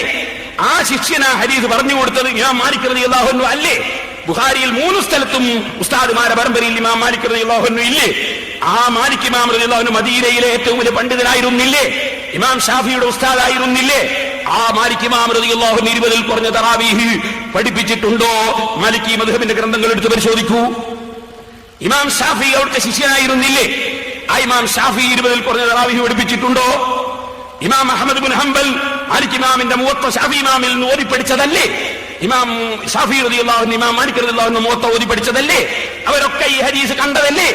അവർക്കൊക്കെ മനസ്സിലായി ഈ ഹദീസ് ഒരിക്കലും തറാവീഹിനെ കുറിച്ചല്ല, അത് വിത്റിനെ കുറിച്ചാണെന്ന്. കാരണം ആ ഹദീസ് പറഞ്ഞത് ഇമാം ബഹുമാനപ്പെട്ട ബീവി ആയിഷ ബീവിയാണ്. ആ ആയിഷ ബീവി റളിയല്ലാഹു അൻഹ മദീനത്തെ പള്ളിയുടെ തൊട്ടടുത്ത ചുമരിന്റെ അപ്പുറത്ത് റൂമിൽ വെച്ച് മഹദി അവിടുന്ന് റൂമിന്റെ ഉള്ളിൽ വെച്ച് തറാവീഹ് നിസ്കരിക്കുന്നുണ്ട്. ആ സമയത്ത് 36 കൊല്ലത്തോളം മദീനത്തെ പള്ളിയിൽ 20 റക്അത്ത് തറാവീഹ് നടക്കുകയാണ്. ആയിഷ ബീവി പറയുന്നില്ല അവിടുത്തെ നിസ്കാരത്തിന്റെ എണ്ണം കൂടിപ്പോയി എന്ന് പറയുന്നില്ല. കാരണം ആയിഷ ബീവിക്കറിയാം ഞാൻ പറഞ്ഞത് വിത്റിനെ കുറിച്ചാണ്. ആയിഷ ബീവിയോട് തന്നെ ചോദിച്ചു, അംബീനി അം വിത്രി റസൂലില്ലാഹി, റസൂലുള്ളാഹിന്റെ വിത്റിന്റെ എണ്ണം എത്രയാണെന്ന് പറഞ്ഞു തരൂ ഉമ്മ. അപ്പൊ പറഞ്ഞു, യാ ബുനയ്യ, എന്റെ കുഞ്ഞു മോനെ, തിൽക 11 റക്അത്ത് യാ ബുനയ്യ, മോനെ അത് 11 റക്അത്താണ്. അപ്പൊ വിത്റാണ് 11. അല്ലാഹുവിന്റെ റസൂൽ അതിനേക്കാൾ വർദ്ധിപ്പിച്ചിട്ടില്ല എന്ന് പറഞ്ഞു ആയിഷ ബീവി എന്നെ പറയും. പക്ഷേ നിങ്ങൾ പറയുന്ന ആയിഷ ബീവിക്ക് മനസ്സിലായിട്ടില്ല, മാലിക് ഇമാമിന് മനസ്സിലായിട്ടില്ല, ബുഖാരി ഇമാമിന് മനസ്സിലായില്ല, ഷാഫി ഇമാമിന് മനസ്സിലായില്ല, അഹ്മദ് ബിൻ ഹംബലിന് മനസ്സിലായില്ല, അബൂ ഹനീഫയ്ക്ക് മനസ്സിലായില്ല. മനസ്സിലായത് ആർക്ക്? മനസ്സിലായത് നമ്മളെ ഈ ഷാർജ ഉസ്താദ്, അല്ലെങ്കിൽ ഏതോ ഒരു മൗലവി, അല്ലെ ഒരു മാഷിക്. എന്തൊരു ലോകമാണിത്! ഞാൻ ചോദിക്കട്ടെ, മക്കയിലും മദീനയിലും അള്ളാഹുവിന്റെ റസൂലിന്റെ കാലം മുതൽ ഇന്ന് വരെ നിസ്കരിച്ച ഒരൊറ്റ ഇമാമിനും തറാവീഹിന്റെ എണ്ണം മനസ്സിലായില്ല എന്ന് പറയണമെങ്കിൽ തലച്ചോറുണ്ടാകണം. 1400 കൊല്ലമായിട്ട് ഒരാൾക്കും തറാവീഹിന്റെ എണ്ണം മനസ്സിലായില്ല. നിങ്ങൾക്ക് രണ്ടാൾക്ക് മാത്രം മനസ്സിലായി എന്ന് വിശ്വസിക്കണമെങ്കിൽ ഞങ്ങൾ തലത്തോട് ഇവിടെ കൊണ്ടുപോയി വെക്കണം. ഞാൻ ചോദിക്കട്ടെ, മൂന്നാമത് ചോദിക്കട്ടെ, ലോകത്തുള്ള മുഴുവൻ ഭാഷക്കാരും മക്കയിലും മദീനയിലും വന്ന് ജുമാ നിസ്കരിക്കുന്നു. പല ഭാഷക്കാരും അവിടെ പങ്കെടുക്കുന്നു. എല്ലാവർക്കും ഒറ്റ ഭാഷയിലുള്ള ഖുത്ബ. അത് രാജ്യത്തിന്റെ ഭാഷയനുസരിച്ച് ഖുത്ബ മാറ്റണമെന്ന് ഏത് ഖുർആനിൽ പറഞ്ഞു? ഏത് ഹദീസിൽ പറഞ്ഞു? നിങ്ങൾ ഈ നാദാപുരത്ത് ഈ പ്രസംഗം മുഴുവൻ നടത്തിയിട്ട് നിങ്ങളെ സ്റ്റേജിൽ നിന്ന് ഞങ്ങൾ കേട്ടില്ലല്ലോ ഒരായത്ത്. ഖുത്ബ ശ്രോതാക്കൾക്ക് മനസ്സിലാകുന്ന ഭാഷയിലാകണം എന്ന് പറയുന്ന ഒരായത്ത് നിങ്ങൾ എന്തുകൊണ്ട് ഓതിയില്ല?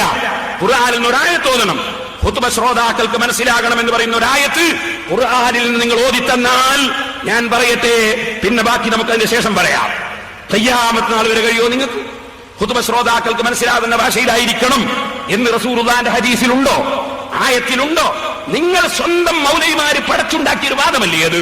നിങ്ങൾക്ക് മതം പറയാൻ എന്താണ് ഇവിടെ അധികാരം? മതമുണ്ടാക്കാൻ എന്താണ് അധികാരം? മൗലവിമാരെ അള്ളാഹു നിശ്ചയിച്ചിട്ടുണ്ടോ ഇവിടെ മതമുണ്ടാക്കാൻ? അള്ളാഹു പഠിപ്പിച്ച മതം മാറ്റിമറിക്കാൻ നിങ്ങൾക്ക് എന്താണ് അധികാരം? അള്ളാഹുവിന്റെ റസൂലിന്റെ സഹാബത്ത് ലോകമൊട്ടാകെ യാത്ര ചെയ്ത് അവർ ഇസ്ലാം മതം പ്രചരിപ്പിച്ചപ്പോൾ അവരിവിടെ ഉണ്ടാക്കിയ ഒരൊറ്റ പള്ളിയിലും അറബിയല്ലാത്ത ഭാഷയിൽ അവർ ഖുത്ബ നടപ്പാക്കിയില്ല. അവര് നിർമ്മിച്ച ഒരൊറ്റ പള്ളിയിലും അവർ പെണ്ണിനെ ക്ഷണിച്ചുകൊണ്ട് വന്നില്ല. അവരിവിടെ പഠിപ്പിച്ച ഒരൊറ്റ സ്ഥലത്തും അവർ 20-ൽ കുറഞ്ഞ തറാവീഹ് നടപ്പാക്കിയില്ല. നിങ്ങൾ മനസ്സിലാക്കണം, ഈ അറബിക്കടലിലെ തിരമാലകളെ ഭേദിച്ച് യാതൊരു ആധുനിക സജ്ജീകരണങ്ങളും സംവിധാനങ്ങളും ഇല്ലാത്ത കാലത്ത് വെറും അള്ളാഹുവിന്റെ പൊരുത്തം മാത്രം ലക്ഷ്യം വെച്ചുകൊണ്ട് ഒരൊറ്റ അനുയായികളും ഈ കേരളത്തിൽ ഇന്ത്യ രാജ്യത്തില്ലാത്ത സമയത്ത്, ഇവിടെ മുഴുവനും ഹിന്ദുക്കളും മറ്റ് മതക്കാരും മാത്രമുള്ള സമയത്ത് അള്ളാഹുവിന്റെ പൊരുത്തത്തിന് വേണ്ടി ജീവൻ പണയം വെച്ച് അള്ളാഹുവിന്റെ ദീൻ പ്രചരിപ്പിക്കാൻ ഇവിടെ വന്ന സഹാബത്ത്, ആ സഹാബത്ത് ഇവിടെ നിർമ്മിച്ച പള്ളി, ആ പള്ളി നിർമ്മിക്കാൻ ഇവിടുത്തെ ഹിന്ദുക്കളാണ് സ്ഥലം കൊടുത്തത്. അവരെ ബഹുമാനിച്ച ഇവിടുത്തെ ഹിന്ദുക്കളാണ് അവരോട് സഹകരിച്ചത്. അവരാദരിച്ചതും ആത്മീയ നേതാക്കളായി ബഹുമാനിച്ചതും ഈ രാജ്യത്തെ ഹിന്ദുക്കളാണ്. ഹിന്ദുക്കൾ മുസ്ലിങ്ങളുടെ വിരോധികളാണെന്ന് പറഞ്ഞ് ആരും ഇവിടെ ഭീകരത പ്രചരിപ്പിക്കേണ്ടതില്ല. ഞാൻ പറഞ്ഞു വരുന്നത്, ഇവിടെ വന്ന ആത്മീയ നേതാക്കളായ മഹാന്മാർ, നമുക്കറിയാം, ഈ നമ്മുടെ നാദാപുരത്ത് വഫാത്തായി പോയ നാദാപുരത്ത് ഒരുപാട് കാലം ദർശനം നടത്തിയ ബഹുമാനപ്പെടുത്തുകയാണ് ഉസ്താദ്. അല്ലാഹു അവിടുത്തെ ഖബറിനെ സന്തോഷത്തിലാക്കട്ടെ, ദർജ വർദ്ധിപ്പിച്ചു കൊടുക്കട്ടെ. ഏത് മുസ്ലിമും ഹിന്ദുവും ബഹുമാനപ്പെട്ടവരെ ബഹുമാനിക്കുമായിരുന്നു. അതുപോലെ ഖുതുബിത്തങ്ങളെ എല്ലാവരും ബഹുമാനിക്കുമായിരുന്നു. പാറക്കടവ് വലിയ ഖാദിയാർ വഫാത്തായിപ്പോയി, കനാരൻ ഉസ്താദ് വഫാത്തായിപ്പോയി. ഇങ്ങനത്തെ ആലിമീങ്ങളെ എല്ലാ മതക്കാരും ബഹുമാനിക്കുമായിരുന്നു. കാരണം അവർ ആത്മീയ നേതാക്കളാണ്. ആത്മീയ നേതാക്കളെ ബഹുമാനിക്കാത്തവരുണ്ടോ ഇവിടെ? അതേ സമയത്ത് ഞാൻ നിങ്ങൾ കണ്യത്ത് ഉസ്താദ്, ഏത് മഹാന്മാരും ഏത് കക്ഷികളും ഏത് മതക്കാരും ബഹുമാനിക്കുമായിരുന്നു. അങ്ങനെയല്ലേ ആത്മീയ നേതാക്കൾ? ഈ ആത്മീയ നേതാക്കൾ ബഹുമാനപ്പെട്ട ഉള്ളാളങ്ങൾ കാര്യമായിട്ട് ഇവിടുന്ന് പറഞ്ഞ സംഗതിയ. പ്രധാനമന്ത്രി ഇന്ദിരാഗാന്ധി വന്നപ്പോ ഉള്ളാളങ്ങൾ മക്ബറയിലുള്ളപ്പോ പിന്നിൽ ഇന്ദിരാഗാന്ധി വന്ന് നിന്നുപോയി. ഉള്ളാളങ്ങൾ പിന്നിൽ ഇന്ദിരാഗാന്ധി വന്ന് നിന്നുപോയി. ഇന്ത്യയുടെ പ്രധാനമന്ത്രി ഉള്ളാളത്ത് ഈ സ്ഥാപനത്തിൽ വന്നാൽ പ്രധാനമന്ത്രിയോട് നിങ്ങൾ ഇങ്ങോട്ട് കയറണ്ടെന്ന് പറയാൻ ഞങ്ങൾ മുജാഹിദാണോ? നിങ്ങളെപ്പോലെ വിഡ്ഢികളാണോ നിങ്ങൾ? ഇന്ത്യയുടെ പ്രധാനമന്ത്രി ഒരു സ്ഥാപനത്തിൽ വരുമ്പോ നീ പെണ്ണായതുകൊണ്ട് നിങ്ങൾ കയറണ്ട എന്ന് പറയാൻ നിങ്ങളെപ്പോലത്തെ സാംസ്കാരിക ശൂന്യതയും ഞങ്ങൾക്കില്ല. ഇന്ദിരാഗാന്ധി ഞങ്ങൾക്കറിയാം, ഇന്ദിരാഗാന്ധി മുസ്ലിമല്ല. ഇന്ദിരാഗാന്ധി നമ്മുടെ മതത്തിന്റെ ആചാരം പാലിക്കില്ല. ഞങ്ങളെ ഈ പള്ളി നിർമ്മിക്കുന്ന മുജാഹിദുകൾ കണ്ടിരുന്നോ? എത്ര പെണ്ണുങ്ങൾ കൊട്ടയ സാധനം എടുത്തുകൊണ്ടുപോയിട്ടാണ് നിർമ്മിച്ചത്. പേരോട് മുസ്ലിം പെണ്ണുങ്ങളില്ല എവിടെയെന്ന് ചോദിച്ചാൽ ശരിയാവോ? ഞങ്ങളെ പള്ളി ഇവിടെ പണിയെടുക്കുമ്പോ എത്ര പെണ്ണുങ്ങൾ കൊട്ടയ സാധനം എടുത്തു പോകുന്നുണ്ട്. ഇതുപോലെ ഓരോ ദിവസവും നമ്മുടെ വീട്ടിൽ നിന്ന് ജോലി എടുക്കുമ്പോൾ എത്ര സ്ത്രീകൾ വരുന്നുണ്ട്. അവിടെ അമുസ്ലിം സ്ത്രീകൾ വരുമ്പോ നിങ്ങൾ വർദ്ധയിട്ട് വരണമെന്ന് പറയാനാ? അല്ലെങ്കിൽ പെണ്ണുങ്ങൾ ഇങ്ങോട്ട് കയറണ്ടാതെ നമുക്ക് വള്ളി ഉണ്ടാക്കാൻ കഴിയുമോ? ഇത്ര തലച്ചോറില്ലാതെയായി പോയല്ലോ ഈ മുജാഹിദ്. എനിക്ക് മനസ്സിലാകത്ത്. ഇന്ത്യ രാജ്യത്തിന്റെ പ്രധാനമന്ത്രി ഉള്ളാളത്ത് വന്നപ്പോ തങ്ങൾ അവിടുന്ന് പ്രാർത്ഥിക്കുമ്പോൾ പിന്നിൽ നിന്നത് വലിയൊരു വിഷയാക്കിയിട്ട് പറഞ്ഞിരിക്കുക. ഇതാ മുജാഹിദ് ഉണ്ടാക്കാൻ കാരണം. നിങ്ങൾ ജുമാന്റെ ബാങ്ക് ഒന്നാക്കാൻ കാരണം ഉള്ളാളത്ത് ഇന്ദിരാഗാന്ധി വന്നതുകൊണ്ടാ? നിങ്ങൾ ഈ സമുദായത്തോട് മറുപടി വരണം. നിങ്ങൾ ഞാൻ ഇഞ്ഞി പറഞ്ഞിട്ടൊന്നും വിടൂല. ഓരോന്നിനും കണക്ക് കഴിച്ചിട്ടല്ലാതെ വിടൂല. ഓരോന്നിനും മറുപടി വരണം. നിങ്ങൾ ജുമാന്റെ ബാങ്ക് രണ്ടുള്ളത് ഒന്നാക്കിയത് ഇന്ദിരാഗാന്ധി ഉള്ളാളത്ത് വന്നുകൊണ്ടാണ്. നിങ്ങൾ ബാങ്ക് രണ്ടുള്ളത് ഒന്നാക്കിയത്? മറുപടി പറയണം നിങ്ങൾ. സുബ്ഹാനല്ലാഹ്, ഇന്ത്യയിലെ പ്രധാനമന്ത്രിക്ക് എവിടെയാ പോയിക്കൂടാത്തത്? പിന്നെ നമ്മുടെ രാജ്യത്തിന് യാതൊരു വിലയില്ലേ? ഇന്ദിരാഗാന്ധി, ഞാൻ പറയട്ടെ, ഇന്ത്യയിലെ പ്രധാനമന്ത്രിയാണോ? ഇപ്പൊ ഇവിടുത്തെ കലക്ടർ, കോഴിക്കോട് കലക്ടർ ഒരു അമുസ്ലിം സഹോദരിയായിരിക്കും, അല്ലെ മുസ്ലിം സഹോദരിയായിരിക്കാം. അങ്ങനെ ഒരു സ്ത്രീ വന്ന് നമ്മളെ പള്ളി ഒന്ന് കാണണമെന്ന് കലക്ടർ പറഞ്ഞാല് കലക്ടർ ഒന്ന് ഇവിടെ കയറണ്ടെന്ന് പറയാനാ? ഇവിടെ കലക്ടർ വന്നാൽ കയറാൻ സമയം കൊടുക്കും. അതിന്റെ പേരിൽ പെണ്ണുങ്ങളെ കൊണ്ടുപോയിട്ട് ഓഫീസിലിരുത്താൻ നിങ്ങളെ മൗലവിമാരെ ഓഫീസിലിരുത്താൻ എന്താ വകുപ്പ്? നിങ്ങൾ അതിന്റെ പേരിലാണോ ഇതുണ്ടാക്കുന്നത്? നിങ്ങൾ നമ്മൾ തമ്മിലെ തർക്കം അവിടെയല്ല. നിങ്ങൾ തമ്മിലെ തർക്കം പ്രധാനമന്ത്രിക്ക് ഒരു സ്ഥാപനത്തിൽ വന്നൂടെ എന്നുള്ളതല്ല. മുജാഹിദും സുന്നിയും തമ്മിലുള്ള തർക്കം. മുജാഹിദും സുന്നിയും തമ്മിൽ ആ വിഷയത്തിലുള്ള തർക്കം എന്താ? നിങ്ങൾ പറയുന്നത് പെണ്ണുങ്ങളെ പള്ളി കൊണ്ടുവരണം. അതെന്തിനാ? ജുമാ ജമാഅത്ത് പങ്കെടുക്കാൻ വേണ്ടി കൊണ്ടുവരണം. ഞങ്ങൾ പറയുന്നു അങ്ങനെ കൊണ്ടുവരണ്ട. അതെന്താ കാരണം? ഞങ്ങൾ പറയുന്നത് എന്താണ്? അഷ്റഫുൽ ഖൽഖ് സല്ലല്ലാഹു അലൈഹി വസല്ലം തങ്ങളാണ് ഞങ്ങൾക്ക് നേതാവ്. നിങ്ങൾ നേതാവാരാണ് ഞങ്ങൾക്കറിയില്ല. ഞങ്ങളുടെ നേതാവ് മുഹമ്മദ് നബി സല്ലല്ലാഹു അലൈഹി വസല്ലം ഞങ്ങളെ പഠിപ്പിക്കുന്നു, വബുയൂത്തുഹുന്ന ഖൈറുൽ ലഹുന്ന, സ്ത്രീകൾക്ക് നിസ്കരിക്കാൻ അവരുടെ വീടാണ് ഖൈറ്. വീടാണ് ഖൈറ് എന്ന് റസൂലുള്ളാഹി പറയുമ്പോ അത് സഹിയാണെന്ന് ഇമാമിങ്ങളൊക്കെ പറഞ്ഞതിന്റെ പുറമെ നിങ്ങളെ ഏറ്റവും വലിയ നേതാക്കളായി നിങ്ങൾ പറയുന്ന അൽബാനി പറയുന്നു ആ ഹദീസ് സഹിയാണ്, ഇബ്നു ബാസ് പറയുന്നു ആ ഹദീസ് സഹിയാണ്, വിദേശത്തുള്ള എല്ലാ സലഫി പണ്ഡിതരും പറയുന്ന ആ ഹദീസ് സഹിയാണ്. തർക്കമില്ല. നിങ്ങളുടെ ഇബ്നു തൈമിയ, അയാളെ കാണും ഹദീസ് അറിയുന്ന ഒറ്റ ആളുമില്ല ഞങ്ങളുടെ പുസ്തകത്തിലുള്ളത്. ആ ഇബ്നു തൈമിയ അവരെ മുത്തഫഖുൻ അലൈഹി, തർക്കമില്ലാത്ത ഹദീസാണ്. അപ്പൊ തർക്കമില്ലാത്ത ഹദീസാണെന്ന് നിങ്ങളെ പണ്ഡിതന്മാര് സമ്മതിച്ച ഹദീസിൽ വ്യക്തമായി പറയുന്നു, വബുയൂത്തുഹുന്ന ഖൈറുൽ ലഹുന്ന, സ്ത്രീകൾക്ക് നിസ്കരിക്കാൻ അവരുടെ വീടാണ് ഖൈറ്. ഈ ഖൈറ് എന്തിന് നിങ്ങൾ നിഷേധിക്കണം? ഈ ഖൈറും വിട്ട് നിങ്ങൾ സ്ത്രീകളെ എന്തിനു പള്ളിയെ കൊണ്ടുവരണമെന്ന് ഞങ്ങളുടെ ചോദ്യം. ആ ചോദ്യത്തിന് മറുപടി അറിയാൻ കഴിയാതിരിക്കുമ്പോ ഇന്ത്യയുടെ പ്രധാനമന്ത്രി ഉള്ളാളത്ത് വന്നിരിക്കുന്നു എന്ന് അതിന്റെ മറുപടി നല്ല ജോറ മറുപടിയായി. അതാണോ അതിന്റെ മറുപടി? ഞാൻ പറയട്ടെ, ഇവിടുന്ന് പ്രസംഗത്തിൽ പറയാ, 50 കൊല്ലത്തിലിടക്കാണ് ഈ പെണ്ണുങ്ങൾ വള്ളിയിൽ പോകണമെന്നുള്ള വാദം വന്നത്. ഇത് ശാന്തപുരം പറഞ്ഞു എന്റെ സ്ക്രീനിൽ കാണിക്കാൻ. എന്ത് സ്ക്രീൻ? നിങ്ങൾ എന്താ കാണിച്ചത്? നിങ്ങൾ സ്ക്രീന് കാണുമ്പോഴേക്ക് സുന്നികൾ മേടിച്ചു പോന്നാ? ഞങ്ങൾ ഇങ്ങനത്തെ സ്ക്രീന് മാത്രമല്ല അപ്പുറവും കണ്ടവരാ ഞങ്ങൾ. നിങ്ങളൊരു കാര്യം മനസ്സിലാക്കണം. ഇത് അങ്ങനെ വെയിലത്ത് മുളച്ച സാധനം, ഈ തീയിൽ മുളച്ച സാധനം വെയിലത്ത് വാളൂല എന്ന് പറഞ്ഞില്ലേ? ഞങ്ങൾ ഇവിടെ നിങ്ങളെ പോലത്തെ ഓരോരുത്തരെയും ഇരുത്തന്റെ അടുത്ത് ഇരുത്തിയിട്ട് തന്നെ ഈ പരിപാടിക്ക് നടക്കുന്നത്. ഈ കാര്യം നിങ്ങൾ ഓർമ്മിച്ചോളൂ. നിങ്ങളറിയോ, ഇത് നാദാപുരം, ഇത് നല്ല മഹാന്മാര് ജീവിച്ചു വന്ന സുന്നത്ത് ജമാഅത്തിന്റെ കേന്ദ്രമാണ്. സുന്നത്ത് ജമാഅത്തിന്റെ ഈ ജില്ലവും പോറ്റില്ലവുമാണ് നാദാപുരം. അതേ സമയത്ത് നിങ്ങൾ 50 കൊല്ലം കിടത്തി ചികിത്സിച്ച സ്ഥലമല്ലേ കുറ്റ്യാടി? ആ കുറ്റ്യാടിയിൽ വന്ന് 40 ദിവസം വയല് പറഞ്ഞിട്ട് നിങ്ങളെ മുഴുവൻ മൗലവിമാരെയും ഞാൻ വിളിച്ചിട്ട് ഒരൊറ്റ മൗലവി ഞാനുമായി നേരിടാൻ ഇന്നുവരെ വന്നോ? നിങ്ങൾ ഇവിടെ വന്നിട്ട് ഈ ഹൂക്കളകാൻ നിങ്ങളുടെ ആ ഈറ്റില്ലവും പോറ്റില്ലവും തകരുമ്പോ അവിടെ വന്ന് പറഞ്ഞുകൂടായിരുന്നു ഈ വിഷയം? ഞാൻ ആ ഭാഗത്തേക്ക് കടക്കുന്നില്ല. നിങ്ങൾക്കൊരു കാര്യം പറയട്ടെ. ഇതാരാ? കേരളത്തിൽ ആദ്യമായി പള്ളി പോയ പെണ്ണാണ്. ഫോട്ടോ ഇത് മുജാഹിദിന്റെ പുടവ വനിതാ മാസിക. ഇതില് ആരാണത്? ഈ പാദധന്യം കേട്ടോളെ. വെള്ളാറമ്പാറ ഖദീജക്കുട്ടി കേരളത്തിൽ ആദ്യമായി അള്ളാഹുവിന്റെ പള്ളിയിൽ പോയി ആരാധന കർമ്മങ്ങൾ പങ്കെടുത്ത 2 മുസ്ലിം വനിതകളെ ഇവിടെ പരിചയപ്പെടുക. ഒന്ന് ഖദീജക്കുട്ടി, പിന്നെ ഒന്ന് PK ആമിന. 2 ആളാ ആദ്യമായിട്ട് സഹാബത്തിന്റെ കാലത്ത് ഇസ്ലാം മതം വന്ന ഇവിടെ ആദ്യമായിട്ട് പള്ളിയിൽ പോയ 2 പെണ്ണുങ്ങൾ. ഒന്ന് ഖദീജക്കുട്ടി, ഒന്ന് ആമിന. എന്നാ ഖദീജക്കുട്ടി എന്താ പോവാൻ കാരണം ഇതിൽ പറയുന്നുണ്ട് കേട്ടോളെ. ഇസ്ലാഹി തറവാട്ടിലെ പ്രമുഖ പണ്ഡിതന്മാർ ഇടയ്ക്കിടെ ഖദീജക്കുട്ടിയെ സന്ദർശിക്കാറുണ്ട്. എങ്ങനെ? ഖദീജക്കുട്ടി പള്ളിയിലെത്തി എങ്ങനെയാന്നാ പറയുന്നത്? ഖദീജക്കുട്ടി വീട്ടിലിരിക്കുന്ന ഖദീജക്കുട്ടി എങ്ങനെയാ പള്ളിയിലെത്തിയത് എന്നുള്ളത് നിങ്ങളെ പുടവേൽ നിങ്ങൾ എഴുതിയതാ, ഞങ്ങളറിയതല്ല. എങ്ങനെയാ എത്തിയത് കേട്ടോളി.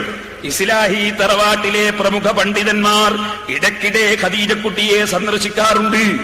ഇക്കൂട്ടത്തിൽ KNM സംസ്ഥാന സെക്രട്ടറി AP അബ്ദുൽ ഖാദർ മൗലവിയെ അവർ പ്രത്യേകം പേരെടുത്തു പറഞ്ഞു. നമ്മളെ മുജാഹിദ് ബോയ്സ് പറഞ്ഞല്ലോ, കക്ഷം പഠിക്കലിന്റെ ഉപജ്ഞാതാവ് എന്ന് പറഞ്ഞില്ലേ, അയാൾ ഇടക്കിടക്ക് വരുമ്പോഴും ആരടുത്ത്? ഖദീജക്കുട്ടിന്റെ അടുത്ത്. എന്നിട്ടോ പേരെടുത്ത് പറഞ്ഞു. ഈ അടുത്ത് ഏതാനും മാസങ്ങൾക്ക് മുമ്പ് അദ്ദേഹം വന്ന് കുശലാന്വേഷണം നടത്തിയിരുന്നു. ഖദീജക്കുട്ടിയോട് കുശലാന്വേഷണം. ആര്? AP അബ്ദുൽ ഖാദർ മൗലവിയെ ഇങ്ങനെ കുശലാന്വേഷണം നടത്തിയിട്ട് ഖദീജക്കുട്ടി പറയാ, ഖദീജക്കുട്ടിയോടൊപ്പം ആദ്യഘട്ടത്തിൽ പള്ളിയിൽ പോയിരുന്നവരിൽ ജീവിച്ചിരിക്കുന്ന ഏക സ്ത്രീ ഒതായിലെ PK ആമിനയാണ്. അവർ പല സ്ത്രീകളെയും ഇക്കാര്യത്തിൽ ബോധവൽക്കരിക്കുന്ന ദത്തശ്രദ്ധരായിരുന്നു. ഇങ്ങനെ എന്ത് ചെയ്തു? ഈ പള്ളിയിൽ പോക്ക് ആദ്യമായിട്ട് തുടങ്ങിയത് ഈ ആമിനയും ഖദീജക്കുട്ടിയാണെന്ന് കാന്തപുരം പറഞ്ഞതല്ല. നിങ്ങളെ പത്രമാ കൊണ്ടുവന്നിട്ട് ഈ സ്ക്രീനിൽ കാണിക്കേണ്ടത്. ആരാദ്യം നിങ്ങൾ എഴുതി വെച്ചിട്ടുണ്ട്, അതാ കാണിക്കേണ്ടത്. കാന്തപുരം പറഞ്ഞു. കാന്തപുരം പറഞ്ഞത് വിഷയം ശരിയല്ലേ? ഇങ്ങനെ പള്ളിയിൽ സ്ത്രീകൾ പോകണം എന്ന് പറയുന്ന ഒരാശയം, അങ്ങനെ ഒരാശയം മുൻകാലത്ത് ആരെങ്കിലും പറഞ്ഞിരുന്നോ? ഇവിടെ ഹനഫി മദ്ഹബിന്റെ കിതാബ് നോക്കിയാൽ പച്ച ഹറാമാണ് എന്നല്ലേ ഇമാം ഖസാനിയെ പോലുള്ളവർ പറഞ്ഞത്. കറാഹത്ത് എന്ന് പറഞ്ഞാലും ഹറാമാണെന്ന് പറഞ്ഞാലും എന്ത് പറഞ്ഞാലും പോകണ്ട എന്നതിനുണ്ടോ തർക്കം? പോകണ്ട എന്നതിൽ ആർക്കാണ് തർക്കം? എന്നിട്ട് സുബ്ഹാനല്ലാഹ്, എന്തിന് പെണ്ണുങ്ങൾ പള്ളിയിൽ പോകണം എന്നൊരു നിയമം കൊണ്ടുവന്നിട്ട് അതിന് തെളിവ് ഉള്ളാളത്തെ മഖ്ബറയുടെ സമീപത്ത് ഇന്ദിരാഗാന്ധി വന്നിരിക്കുന്നു. ഇതാണോ ഖുർആൻ? ഇതാണോ ഹദീസ്? മുസ്ലിം ലോകത്ത് നിങ്ങൾ എന്തിന് ഭിന്നിപ്പിക്കുന്നു? ഇതാണ് ഞങ്ങൾക്ക് അറിയേണ്ടത്. ഇൻഷാ അല്ലാഹ് ഞാൻ പറയാം. പെണ്ണുങ്ങള് പള്ളിയിൽ പോകുന്നതിനെ സംബന്ധിച്ച്, ജമാഅത്തിന് പോകുന്നതിനെ സംബന്ധിച്ച് ഞങ്ങൾ പറയേണ്ട യാതൊരു ആവശ്യമില്ല. നിങ്ങളുടെ സെലഫികളായ നേതാക്കൾ, ഉദാഹരണത്തിന് നോക്കൂ, Ibn Baz, Abdul Aziz Ibn Baz, മൗലിദ് വയ്ക്കാൻ പാടില്ല ഫത്വ കൊടുത്ത ആളല്ലേ അദ്ദേഹം? സൗദി അറേബ്യയിലെ ഗ്രാൻഡ് മുഫ്തി അല്ലേ അദ്ദേഹം? സലഫി പണ്ഡിതനല്ലേ അദ്ദേഹം? അദ്ദേഹം അൽ മുസ്ലിമൂൻ 1997 ജനുവരി 24 അതിൽ അയാൾ എഴുതുന്നു. നോക്കൂ, സലാത്തുൽ മർഅതി ഫീ ബൈതിഹാ ഖൈറുൽ ലഹാ വ അഫ്ളൽ. സ്ത്രീകൾക്ക് അവരുടെ വീട്ടിൽ വെച്ച് നിസ്കരിക്കലാണ് ഖൈറും ശ്രേഷ്ഠതയും. നിങ്ങൾ ആലോചിച്ച് നോക്കൂ. പക്ഷേ നിങ്ങൾക്കിവിടെ യുക്തിവാദികളെയും നിരീശ്വരവാദികളെയും തൃപ്തിപ്പെടുത്താൻ വേണ്ടി നിങ്ങൾക്ക് പള്ളിയിൽ സ്ത്രീകളെ കൊണ്ടുവരണം, എന്നിട്ട് മുസ്ലിമുകളെ ഭിന്നിപ്പിക്കണം. എന്തിനീ ഭിന്നിപ്പ് നടത്തണം? സഹോദരന്മാരെ, ഞാൻ ചുരുക്കി പറയട്ടെ. പള്ളി, അല്ലാഹുവിന്റെ പള്ളിയിൽ ആര് ആരാധിക്കണം, എങ്ങനെ ആരാധിക്കണം, ആ കാര്യങ്ങളൊക്കെ ഞാൻ മുമ്പ് പല ആളുകളിലും പറഞ്ഞിട്ടുണ്ട്. അതുകൊണ്ട് ഇപ്പോൾ വിശദീകരിക്കുന്നില്ല. പറഞ്ഞ വിഷയത്തിലേക്ക് തന്നെ പോകും. നിങ്ങൾക്ക് കേൾക്കണോ? ഒതായി പള്ളിയിലാണ് ആദ്യമായി സ്ത്രീകൾ പള്ളിയിൽ പോയ സ്ഥലം ഒതായി. എന്നാ ഒന്നുകൂടി ഞാൻ പറയാം. ഈ ഒതായിലാണ് ആദ്യമായി പള്ളിയിൽ വെച്ച് ബലാത്സംഗം നടന്നത്. ആദ്യമായി ആമിനക്കുട്ടിയും ഫാത്തിമക്കുട്ടിയല്ലേ പോയത്? അപ്പള്ളിയിലാണ് ആദ്യമായി പള്ളിയിൽ ബലാത്സംഗം നടന്നത്. നിങ്ങൾക്ക് സംശയമുണ്ടോ? മൗലവി പറയുന്ന പേരോട് അബ്ദുറഹ്മാൻ സഖാഫി വന്നാല് ഫോട്ടോ കോപ്പി വിതരണം ചെയ്യും, എന്നിട്ട് പൈസ ഉണ്ടാക്കുന്നു. മൂപ്പര് ഷാർജയിൽ പോയത് എന്തിനാണെന്നറിയോ? കഅബ ഉള്ളതുകൊണ്ടാടാ. മൂപ്പര് നാട് വിട്ട് ഷാർജയിൽ പോയത്. നിങ്ങൾ എന്തിനാ മൗലവി ഷാർജയിൽ പോയത്? എന്തിനാ ഷാർജയിൽ കഅബ ഉണ്ടാവും? എന്തിനാ പോയത് ഷാർജയിൽ? പണം ഉണ്ടാക്കാനല്ലേ? പണം ഉണ്ടാക്കാൻ വേണ്ടി നാടും വിട്ടുപോയ മൗലവി പറയാ പേരോട് നാട്ടിൽ നിന്നിട്ട് ഫോട്ടോ കോപ്പി എടുത്ത് പണം ഉണ്ടാക്കും. ഞാൻ പണം ഉണ്ടാക്കുന്നത് കാണാനുണ്ട് ഇവിടെ ഒക്കെ കേട്ടോ. അതിവിടെ കാണാനുണ്ട്. നിങ്ങളെ പോലെ ബാറ്റിൽ ആക്കിയിട്ട് പിന്നെ അവസാനം ടാങ്കിക്ക് വകുപ്പുണ്ടാക്കലല്ല. അതുകൊണ്ട് വേണ്ടാത്തതൊന്നും പറയണ്ട, ആവശ്യമുള്ളത് പറഞ്ഞാൽ മതി. ഞാൻ അതൊക്കെ വിട്ടതായിരുന്നു, രണ്ടാമത് എന്നെ കൂടെ ഒന്നും തുടങ്ങിക്കണ്ട. ഞാൻ പറഞ്ഞു വന്നത് നിങ്ങൾ ആലോചിക്കണം. ഈ മൗലവി പറയും ഫോട്ടോ കോപ്പി കൊടുക്കും. നിങ്ങൾക്ക് എന്താ ഇത്ര ഒരു ബേജാറ് ഞാൻ ഫോട്ടോ കോപ്പി കൊടുക്കുമ്പോ? അതുപോലെ പേരോട് ഒരു പച്ചക്കള്ളമാണ് എന്ന് പറയും. നിങ്ങൾ ഇതിനാ ബേജാറാന്ന്? പച്ചക്കള്ളല്ലേ, സത്യമാണ് നിങ്ങൾ തെളിച്ചാ പോരെ? ഞാൻ നിങ്ങളെ വിളിക്കുന്നില്ലേ? പച്ചക്കള്ളമാണെന്ന് പേരോട് പറയും. നിങ്ങൾ ബേജാറാന്ന്? പച്ചക്കള്ളമാണ് എന്ന് പേരോട് പറയും. ഞാൻ പച്ചക്കള്ളമാണെന്ന് നിങ്ങൾ പറയുന്നത് അവന് ആഹ് വരെ പച്ചക്കള്ളമാണ്, യാതൊരു തർക്കമില്ല. ഇനി നിങ്ങൾക്ക് അതല്ലാതെ തെളിയിക്കാനുണ്ടോ? വരൂ, നമുക്ക് നേരെ നന്നായിട്ട് സംസാരിക്കാമല്ലോ. പരസ്യമായിട്ടായിരിക്കണം, പിന്നെ എല്ലാവരും കേൾക്കണം. പിന്നെ അവിടെ മൂടി വെക്കാനൊന്നും പാടില്ല.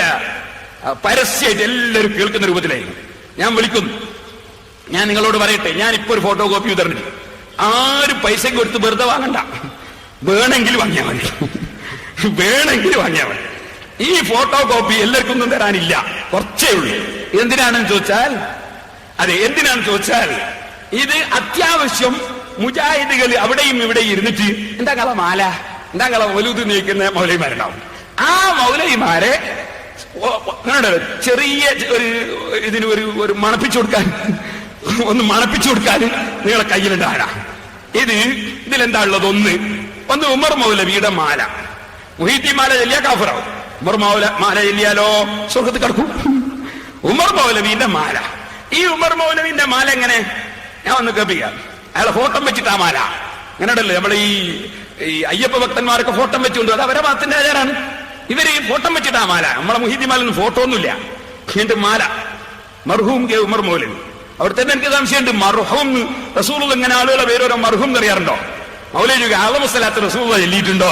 ഞാൻ ചോദിക്കുന്നത്, മർഹൂം എന്ന് റസൂലുള്ള മരണപ്പെട്ടവരുടെ പേര് പറയുമ്പോൾ മർഹൂം എന്ന് പറയാറുണ്ടോ മൗലവി? ഉണ്ടെങ്കിൽ കൊണ്ടുവാ, കാണിക്കാ ഹദീസ്. മർഹൂം എന്ന് റസൂലുള്ള പറയാറുണ്ടായിരുന്നു, ഹദീസ് കൊണ്ടുവാ. നിങ്ങൾക്ക് എന്തും പറയാൻ, ഞങ്ങൾക്കൊന്നും പറഞ്ഞൂടല്ലേ? അത് നോക്കാൻ മതി. മർഹൂം കെ ഉമർ മൗലവി. കേട്ടോളൂ, മാല കേട്ടോളൂ. സ്വർഗത്തിലേക്കു കൂതിച്ച ഹോ ചേതന വേദന ശാന്തിതൻ സായുജ്യമാകുവാൻ സ്വാർത്ഥമാം ജീവിതം നൽകി ദരിദ്രതയ്ക്കു സമ്മാനമായി സൽചരിത്രമായി. ഇത് ഉമർ മൗലവിന്റെ മാലയാ. ഈ മാലന്റെ തുടക്കം തന്നെ സ്വർഗത്തിലേക്കു കൂതിച്ച ഹോ ചേതന. ഉമർ മൗലവി സ്വർഗത്തിലേക്ക് ഒരൊറ്റ കുതിക്കല. അപ്പൊ ഫോട്ടോ എടുക്കാനുണ്ടായി നമ്മളാരി ഹുസൈൻ സെൽഫി. എന്തിന്? ഉമർ മൗലവി സ്വർഗത്തിലേക്ക് കുതിക്കുമ്പോ ക്യാമറയും കൊണ്ട് ഇങ്ങനെ, അത് CD എന്തേ കാണിക്കാൻ ഞാൻ ഒന്ന് കണ്ടുകൂടായിരുന്നോ? ഉമർ മൗലവി സ്വർഗത്തിലേക്ക് കുതിക്കുന്ന സുന്നികളെ കാണിച്ചു കൊടുത്താല് നാദാവർ മുഴുവൻ മുജാഹിദാവൂലായിരുന്നോ? ഓ മൗലവിമാരെ, ഞാൻ നിങ്ങളോട് ചോദിക്കുന്നു, ഉളുപ്പുണ്ടോ നിങ്ങൾക്ക്? ഈ സ്വർഗത്തിലേക്കു കൂതിച്ചോ ചേതന, നിങ്ങളെ അൽ-ഇസ്ലാഹി മാസിക 2000 ഏപ്രിൽ ഇത് പ്രസിദ്ധീകരിച്ചിട്ട് ഞാൻ അതിനെതിരെ സംസാരിക്കുന്നത് വരെ നിങ്ങളെ കൊണ്ട് കൊടുക്കാൻ ഞാൻ അതിനെതിരെ സംസാരിക്കുന്നത് വരെ നിങ്ങൾ അതിനനുസരിച്ച് മിണ്ടിയോ? ഞാൻ പറയട്ടെ. അപ്പൊ സ്വർഗത്തിലേക്ക് ഒരൊറ്റ കുതിക്കല. എന്നാ മുജാഹിദിന്റെ വിചിന്തനം ജനുവരി 2002 അതിന്റെ കോപ്പി എന്റെ സൈഡിൽ തന്നെ കൊടുക്കുന്നുണ്ട്. അതിൽ പറയുന്നത് സ്വർഗത്തിലേക്ക് പോയി ഒരാളെ പറ്റിയും പറയാൻ പാടില്ല എന്നാ. കേട്ടോളെ, മുസ്ലിങ്ങളെ സംബന്ധിച്ചിടത്തോളം ബാഹ്യമായ കാഴ്ചയിൽ എത്ര നല്ലവനായി മരിച്ചാലും അവന്റെ അന്ത്യാവസ്ഥ എങ്ങനെയായിരിക്കുമെന്ന് നിർണയിക്കുവാൻ സാധ്യമല്ല. അള്ളാഹു അവന്റെ റസൂലോ സാക്ഷ്യം വഹിക്കാത്ത ഏതെങ്കിലും വ്യക്തിയെ പറ്റി അവൻ സ്വർഗാവകാശി എന്ന് പറയാനും വിശ്വസിക്കുവാനും പ്രചരിപ്പിക്കുവാനും പാടില്ല. അപ്പൊ വിചിന്തനം തന്നെ മാസികയിൽ മുജാഹിദ് പറയുന്നത് ഒരാളെ പറ്റിയും സ്വർഗത്തിലാന്ന് പറയാൻ പാടില്ല. എന്നാ ഉമർ മൗലവിന്റെ മാലന്റെ തുടക്കം തന്നെ സ്വർഗത്തിലേക്കു കൂതിച്ചോ ചേതന വേദന ശാന്തിതൻ സായുജ്യമാകുവാൻ. നിങ്ങളിങ്ങനെ ആയിപ്പോയില്ല നമ്മളെ വേദന, കേട്ടോ. നിങ്ങളിങ്ങനെ ആയിപ്പോയല്ലോ എന്നുള്ള വേദന നമുക്കിതാ. മാല ഒന്ന് കിടന്നോട്ടെ നമ്മളെ CD-യിൽ. മാല, ഉമർ മൗലവിന്റെ മാല. ഇനി നിങ്ങൾക്കൊന്ന് വെക്കണം, ഇതിൽ വിതരണം ചെയ്യുന്ന സംഗതികളെ ഞാൻ വായിക്കുന്നത്. പിന്നെ ഒന്ന് വിതരണം ചെയ്യുന്ന അറിയോ?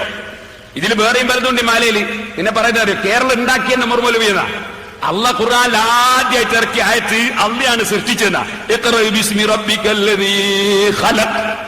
സൃഷ്ടിച്ചവനായ അള്ളാഹുവിന്റെ പേര് കൊണ്ട് തുടങ്ങി ഓതണം. ആദ്യമായിട്ട് അള്ളാഹ് ഇറക്കുന്ന ആയത്താണ്. പഠിച്ചത് അള്ളയാണ്, പഠിച്ചവൻ അള്ളയാണ്. എന്നാൽ അതുകൊണ്ട് തന്നെ പഠിച്ചവന്റെ പേര് പറഞ്ഞ് ഓതണം. അതുകൊണ്ട് ആ ബിസ്മി ഓതിയിട്ട് നമ്മളെ ഭാത്തിയൊക്കെ ഉണ്ടാകുക. നിങ്ങളൊന്ന് നോക്ക്, മുജാഹിദിന്റെ അരിയ വള്ളിയിൽ ഇവിടെ എങ്ങനെ നിങ്ങൾക്ക് അറിയില്ല. മുജാഹിദിന്റെ വള്ളിയിൽ ബിസ്മി ഓതൂല. ബിസ്മി ഓതൂല. ഞാൻ നിങ്ങളോട് ചോദിക്കട്ടെ, ഒരു തർക്കാണ്. നിങ്ങൾ നമ്മൾ തമ്മിലെ തർക്കായി പറയുന്നത് നിങ്ങൾ നമ്മൾ തമ്മിൽ തർക്കം. നാദാപുരം ജുമാഅത്ത് പള്ളിയിൽ ബിസ്മി ഓതുന്നു, ഈ സിറാജുൽ ഹുദ പള്ളിയിൽ ബിസ്മി ഓതുന്നു, ഞങ്ങളുടെ പള്ളികളിലൊക്കെ ബിസ്മി ഓതുന്നു, നിങ്ങളുടെ പള്ളിയിൽ ബിസ്മി ഇല്ല. ഫാത്തിഹ ഓതുമ്പോൾ ബിസ്മി ഇല്ല. നാദാപുരത്തെ ജനങ്ങൾ നിഷ്പക്ഷമായി ചിന്തിക്കുന്ന ജനങ്ങൾക്ക് വേണ്ടി ഞാൻ പറയാൻ. അപ്പൊ ഞങ്ങൾ മൗലവിമാരും മുസ്ലിംമാരും തമ്മിൽ ഒരു തർക്കാണിപ്പോ, ബിസ്മി ഓതണോ വേണ്ടേ അല്ലെ, ഫാത്തിഹയിൽ ബിസ്മി ഉണ്ടോ ഇല്ലേ തർക്കാണ്. നിങ്ങൾക്കൊക്കെ മനസ്സിലാക്കാൻ വേണ്ടി ഞാൻ പറയാം. ഈ മൗലവിമാരെ പിന്നാലെ നടക്കുന്ന ചില ആളുകളുടെ വിവരമില്ലാതെ പെട്ടുപോയ ചില ഡോക്ടർമാര്, വിവരമില്ലാതെ പെട്ടുപോയ ചില മാഷന്മാര്, വിവരമില്ലാതെ പെട്ടുപോയ ചില പഞ്ചായത്തോ ബ്ലോക്കോ മെമ്പറോ എന്തല്ല അങ്ങനൊക്കെ പെട്ടുപോയ ചില വിവരമില്ലാത്തവരുണ്ട്. അവർക്കൊക്കെ സന്മാർഗം കാണിച്ചു കൊടുക്കട്ടെ. എനിക്ക് അവരോടൊന്നും വിരോധമില്ല, അവർ അറിവില്ലാതെ പെട്ടുപോയതാണ്. അവർക്കൊക്കെ ഞാൻ പറയുന്നതായിരിക്കും ശരിക്കും അവർ നിഷ്പക്ഷമായി ചിന്തിച്ചാൽ മതി. അവരൊന്ന് മുജാഹിദിലേക്ക് പോകുമ്പോ നാട്ടുകാരെന്നുള്ള നിലക്ക് എന്നോട് കൂടി ചോദിച്ചിട്ട് പോയെങ്കിൽ വളരെ നന്നായിരുന്നു. കാരണം ഒരു വിഷയത്തെ കുറിച്ച് അറിയുന്നവരോട് ചോദിച്ചിട്ട് പോകുന്നതിന് എപ്പോ നല്ലത്. ഞാൻ പറയാ, നിങ്ങളോട് ചോദിക്കട്ടെ, നാദാപുരം ജുമാഅത്ത് പള്ളിയിൽ ബിസ്മിയുണ്ട് അല്ലേ? നാദാപുരം ജുമാഅത്ത് പള്ളിയിൽ ഫാത്തിഹയ്ക്ക് ബിസ്മിയുണ്ട്, ഇവിടുത്തെ പള്ളിയിലും ബിസ്മിയുണ്ട്. അതേസമയത്ത് മുജാഹിദ് പള്ളിയിൽ ബിസ്മില്ല. ഫാത്തിഹയിൽ ബിസ്മി ഉണ്ടോ ഇല്ലേ ഇപ്പൊ തർക്കാൻ. നിങ്ങൾക്കൊക്കെ മനസ്സിലാക്കാൻ വേണ്ടി ഞാൻ പറയാം, നിങ്ങളൊരു മുസഹഫ് എടുക്കുക. മോനെ, ഒരു മുസഹഫ് എടുത്തുകൊണ്ട് ഒരു ഒന്നുമുള്ള ഒരു മുസഹഫ് ഉണ്ടിനി, എന്റെ ഫാത്തിഹയിൽ ബിസ്മി ഉണ്ടോ ഇല്ലേ എന്ന് പരിശോധിക്കാം. ഫാത്തിഹയിൽ ബിസ്മി ഉണ്ടോ ഇല്ലേ? അതിന് നമ്മൾ ശബാബ് നോക്കണ്ട, സിറാജ് നോക്കണ്ട, റിസാല നോക്കണ്ട, സുന്നി വോയിസ് നോക്കണ്ട, കാന്തപുരം എന്ന് പറഞ്ഞ് നോക്കണ്ട, ഇ.കെ. ഉസ്താദ് എന്ന് പറഞ്ഞ് നോക്കണ്ട, കന്യത്ത് എന്ന് പറഞ്ഞ് നോക്കണ്ട, ക്യൂൻ ഉസ്താദ് എന്ന് പറഞ്ഞ് നോക്കണ്ട, പിന്നെ അർത്ഥം മാറ്റി നോക്കും പറയണ്ട. മുസഹഫ് എടുക്കുക, ഫാത്തിഹയിൽ ബിസ്മി ഉണ്ടോ ഇല്ലേ നോക്കുക. മുജാഹിദിന്റെ പള്ളിയിൽ പോയിട്ട് അപകടം വരുത്തുന്ന ആളുകൾ മനസ്സിലാക്കാനായി ഞാൻ പറയും. നിങ്ങൾ മുസഹഫ് എടുക്കുന്ന പള്ളിയിൽ നിന്ന് കേട്ടോ, ഇതാ ഫാത്തിഹയിൽ ബിസ്മി ഉണ്ടോ, മുസഹഫ് എടുത്തിട്ടോ നിങ്ങൾ പരിശോധിച്ചാളെ ഫാത്തിഹയിൽ ബിസ്മി ഉണ്ടോ. എല്ലാ മുജാഹിദോടും ഞാൻ പറയാം, മുസഹഫ് കള്ളത്തരുണ്ടാവോ? മുസഹഫിൽ കളവുണ്ടാവോ? ഫാത്തിഹയിൽ നാദാപുരം ജുമാഅത്ത് പള്ളിയിൽ ബിസ്മിയുണ്ട്, ഈ പള്ളിയിൽ ബിസ്മിയുണ്ട്, മുജാഹിദ് പള്ളിയിൽ ബിസ്മി ഇല്ല. ഞാൻ ചോദിക്കുന്നു, ബിസ്മി ഫാത്തിഹയിലുണ്ടോ ഇല്ലേ? മുസഹഫ് ഒന്ന് മറിച്ച് നോക്കുക. മുസഹഫ് മറിച്ച് നോക്കാനുള്ള ഒരു ബുദ്ധിയും കൂടി ഇല്ലാത്തവനാണോ മുജാഹിദ് ആകുന്നത്? അള്ളാഹു കാക്കട്ടെ. മുസഹഫ് ഒന്ന് മറിച്ച് നോക്കുക, ഫാത്തിഹയിൽ ബിസ്മി ഉണ്ടോ ഇല്ലേ ഒന്ന് നോക്കിക്കളാ. ഉണ്ടോ ഇല്ലേ? അതിൽ കാണുന്നില്ലേ? ബിസ്മിയുണ്ട്, ബിസ്മില്ല, ഫാത്തിഹ ഇല്ല. മുസഹഫ് തന്നെ അതിൽ കാണിച്ചു കൊടുത്തേ സഹോദരന്മാരെ. അപ്പൊ പരിശോധന ഇങ്ങനെ നടക്കണം. ഫാത്തിഹയിൽ ബിസ്മി ഉണ്ടോ ഇല്ലേ? ആദ്യമായിട്ട് ഇറക്കിയ ആയത്താണെന്ന്, ഇഖ്റ ബിസ്മി റബ്ബിക്കല്ലദീ ഖലഖ്. ബിസ്മി കൂട്ടിയിട്ടാണ് ഓതേണ്ടത്. ഇഖ്റ ഓതണം ഇങ്ങനെ, ബിസ്മി റബ്ബിക്കല്ലദീ ഖലഖ്, സൃഷ്ടാവായ പടച്ചവന്റെ പേര് കൊണ്ട് തുടങ്ങി ഓതണം. അതാ ബിസ്മില്ലാഹിർ റഹ്മാനിർ റഹീം. അത് വേണ്ട, നിങ്ങൾ എന്തിനു പറഞ്ഞു? നമ്മളെ നാട്ടിലൊക്കെ മുമ്പേ ബിസ്മി, നിങ്ങൾ എന്തിനാ വേണ്ടെന്ന് പറഞ്ഞു? എന്തിനു മുസ്ലിമുകളെ ഭിന്നിപ്പിച്ചു? ഖുർആൻ മറിച്ചോ ബിസ്മി ഉണ്ട്. ഇതാണ് നിങ്ങൾ ഐക്യം എന്തിനു തകർക്കുന്നു എന്നാണ് എന്റെ ചോദ്യം. ഇനി ഞാൻ പറയട്ടെ, എന്നാൽ ഇതിൽ പറയുന്നത് പറിച്ചത് അല്ല എന്നാണല്ലോ ആദ്യം തന്നെ അല്ല പറഞ്ഞത്, പിന്നെ ഒന്ന് ബിസ്മി ഉണ്ട് എന്നുള്ളത്. എന്നാൽ ഈ നമ്മളെ മാല ഉണ്ടല്ലോ, മർഹൂം ഉമർ മൗലവിന്റെ മാലയെ പറയുന്നത് കേരളം ഉണ്ടാക്കിയത് ഉമർ മൗലവിയാണ് പോലും. അതായത് കേരളം പരശുരാമൻ മെഴുവറിഞ്ഞിട്ടാ ഉണ്ടായെന്നൊരു വിശ്വാസമുണ്ട്. അങ്ങനെയൊന്നല്ല സംഗതി. ആരതാണിത്? ഉമർ മൗലവിന്റെതാണെന്നാ പറയും. മൗലവിമാർ ഇവിടെ വന്നിട്ട് ഇതുവരെ പ്രസംഗിച്ചപ്പോ കാര്യമായിട്ട് പറഞ്ഞത് മരിച്ചവരെ വിളിക്കരുത് ഒരു കാര്യമായ സംഗതിയെ. ഉമർ മൗലവി മരിച്ചതിന് ശേഷം ഉണ്ടാക്കിയ മൗലവിയില്, ഈ മാലയില് ഉമർ മൗലവിയെ പച്ചയായി വിളിച്ചുകൊണ്ട് പറയുന്ന വാചകം കേട്ടോളൂ. മരിച്ച ഉമർ മൗലവിനെ വിളിക്കുന്നു. നിങ്ങൾ സുന്നിന്ന് മുജാഹിദിലേക്ക് വരാനല്ലേ ഞങ്ങളെ ക്ഷണിക്കുന്നത്? ഞങ്ങൾ അങ്ങ് വരുമ്പോ അവിടെ ഇതിനെക്കാളും കച്ചറയിലിപ്പോ കാണുന്നത്. അതുകൊണ്ടാണ് ഞാൻ ചോദിക്കുന്നത്, കേട്ടോളെ. പരശുരാമന്റേതു കഥയെങ്കിൽ ദക്ഷിണ, കേരളം നിന്റേതു മാത്രമല്ലേ ഗുരോ. ആരെയും വിളിച്ചേ ഗുരോന്ന്? മരിച്ച ഉമർ മൗലവിനെ വിളിച്ചേ ഗുരോ. ഇതെന്താ പറയുന്നത്? പരശുരാമന്റേതു കഥയെങ്കിൽ ദക്ഷിണ, കേരളം നിന്റേതു മാത്രമല്ലേ ഗുരോ. അപ്പൊ പരശുരാമന്റെ കഥ, പിന്നെ കേരള ആരതാ? അത് ഉമർ മൗലവിന്റെത്. ഗുരോ എന്ന് പറയുന്നതിന്റെ അറബിയാണ് ശൈഖേ എന്ന് പറയുന്നത്. ഞങ്ങൾ ശൈഖേ എന്ന് വിളിച്ചാൽ ശിർക്ക്, ഗുരോ എന്ന് മലയാളത്തിൽ വിളിച്ചാൽ തൗഹീദ്. നിങ്ങൾ ആലോചിച്ച് നോക്ക്. എന്നിട്ട് ഇതിന് പറയാം, പിന്നെ മൂപ്പർക്ക് എന്താ ഉള്ളത് അറിയോ? പരാശ്രയം കൂടാതെയുള്ള നിൻ യാത്രയിൽ പൈസയില്ലാതെ വിഷമിച്ചത് എത്രയോ. ഉമർ മൗലവിനോട് പറയാണ്, നിങ്ങൾ പരാശ്രയില്ലാത്ത ആളാണ്. അള്ളാന്റെ സിഫത്താണല്ലോ അല്ലാഹു സമദ്. അള്ളാഹ് വേറെ ആരോടും ആശ്രയമില്ലാത്തവനാണ്. അള്ളാഹുവിലേക്കെല്ലാം ആശ്രയിക്കുന്നു. അതെന്നെ പിന്നെ പറയുന്നത് പരാശ്രയില്ലാത്ത ആളാണ് ഉമർ മൗലവി. പിന്നെ പറയുന്നത് എന്താണ്? സ്വർഗലോകം മൂപ്പര കൈയിന്റെ ഉള്ളിലാ. സുന്നികളെല്ലാം കുടുങ്ങി തന്നെ കേട്ടോളി. സ്വർലോകം കൈക്കുള്ളിലാക്കി ജീവിക്കവേ എങ്ങനെയങ്ങു സമ്പാദിച്ചു ഭൂമിയെ. മൂപ്പര് സ്വർഗലോകം കൈക്കുള്ളിലാക്കിയിട്ട് ഇങ്ങനെ ജീവിക്കാണ്. മൂപ്പര കൈയിന്റെ ഉള്ളിലാണ് സ്വർഗം. സുന്നികൾ കുടുങ്ങി തന്നെ. വാച്ച്മാനായിട്ടുണ്ടാവും ഈ സെൽഫിയ. അപ്പൊ കുടുങ്ങിയെന്നല്ലേ നമ്മള്.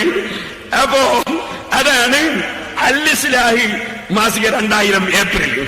ഇനി ഇവരെ മൗലിദുണ്ട്, അത് ഞാനിപ്പോ പ്രസിദ്ധീകരിക്കുന്നില്ല, അതിന് പിന്നെ കൊടുക്കാം. മൗലിദിൽ പിന്നെ ഉമർ മൗലവിനെ വിളിച്ചിട്ട് പ്രാർത്ഥനയുണ്ട്. അതിന്റെ പുറമെ ഉമർ മൗലവി ലോകത്ത് ഒരു തെറ്റ് ചെയ്യാത്ത ആളാന്ന് പറയുന്നുണ്ട്. ഇബ്രാഹിം നബിനെ പോലത്തെ ആളാണ്. ഖലീലുല്ലാഹി ഇബ്രാഹിം നബിയെ പോലത്തെ ആളാണ് ഉമർ മൗലവീന മൗലൂദ് പറയുന്നത്. ഇതെല്ലാം വിശ്വസിക്കണില്ലേ ഞങ്ങള്? അയ്യോ, ഇതൊക്കെ ഞങ്ങൾ വിശ്വസിക്കണം അല്ലേ? കുറച്ച് പ്രയാസമുണ്ട് കേട്ടോ. ഇനി ഞാൻ പറയട്ടെ, ഇതാണ് ഒരു ഫോട്ടോ കോപ്പി. പിന്നൊരു ഫോട്ടോ കോപ്പി എന്താണെന്നറിയോ? മുജാഹിദ് സ്ത്രീ ഖതീബ് ബലാത്സംഗം, ഇതിന്റെ ഫോട്ടോ കോപ്പിയാ. അതിന്റെ സംഭവം ഞാൻ പ്രസംഗത്തിൽ കടക്കുന്നതിന് മുമ്പ് ഇതൊന്നും ആദ്യം പറയാം നിങ്ങൾക്ക് വാങ്ങാൻ വേണ്ടി. ഇതിലൊന്ന്, സ്ത്രീകൾ പള്ളിയിൽ പോലും നിർബന്ധമാണെന്ന് മുജാഹിദിന്റെ നേതാവ് MCC അഹമ്മദ് മൗലവി പറയുന്നു. മുസ്ലിം സ്ത്രീകൾക്ക് അവകാശമുണ്ടോ എന്ന പുസ്തകത്തിൽ അതിന്റെ ഫോട്ടോ കോപ്പിയാണ് ഒന്ന്. പോലെ നിർബന്ധമാണ്, പോകുന്നില്ലെങ്കിൽ അടിച്ചു പറഞ്ഞേക്കണമെന്ന പള്ളിയിലേക്ക് പെണ്ണുങ്ങളെ.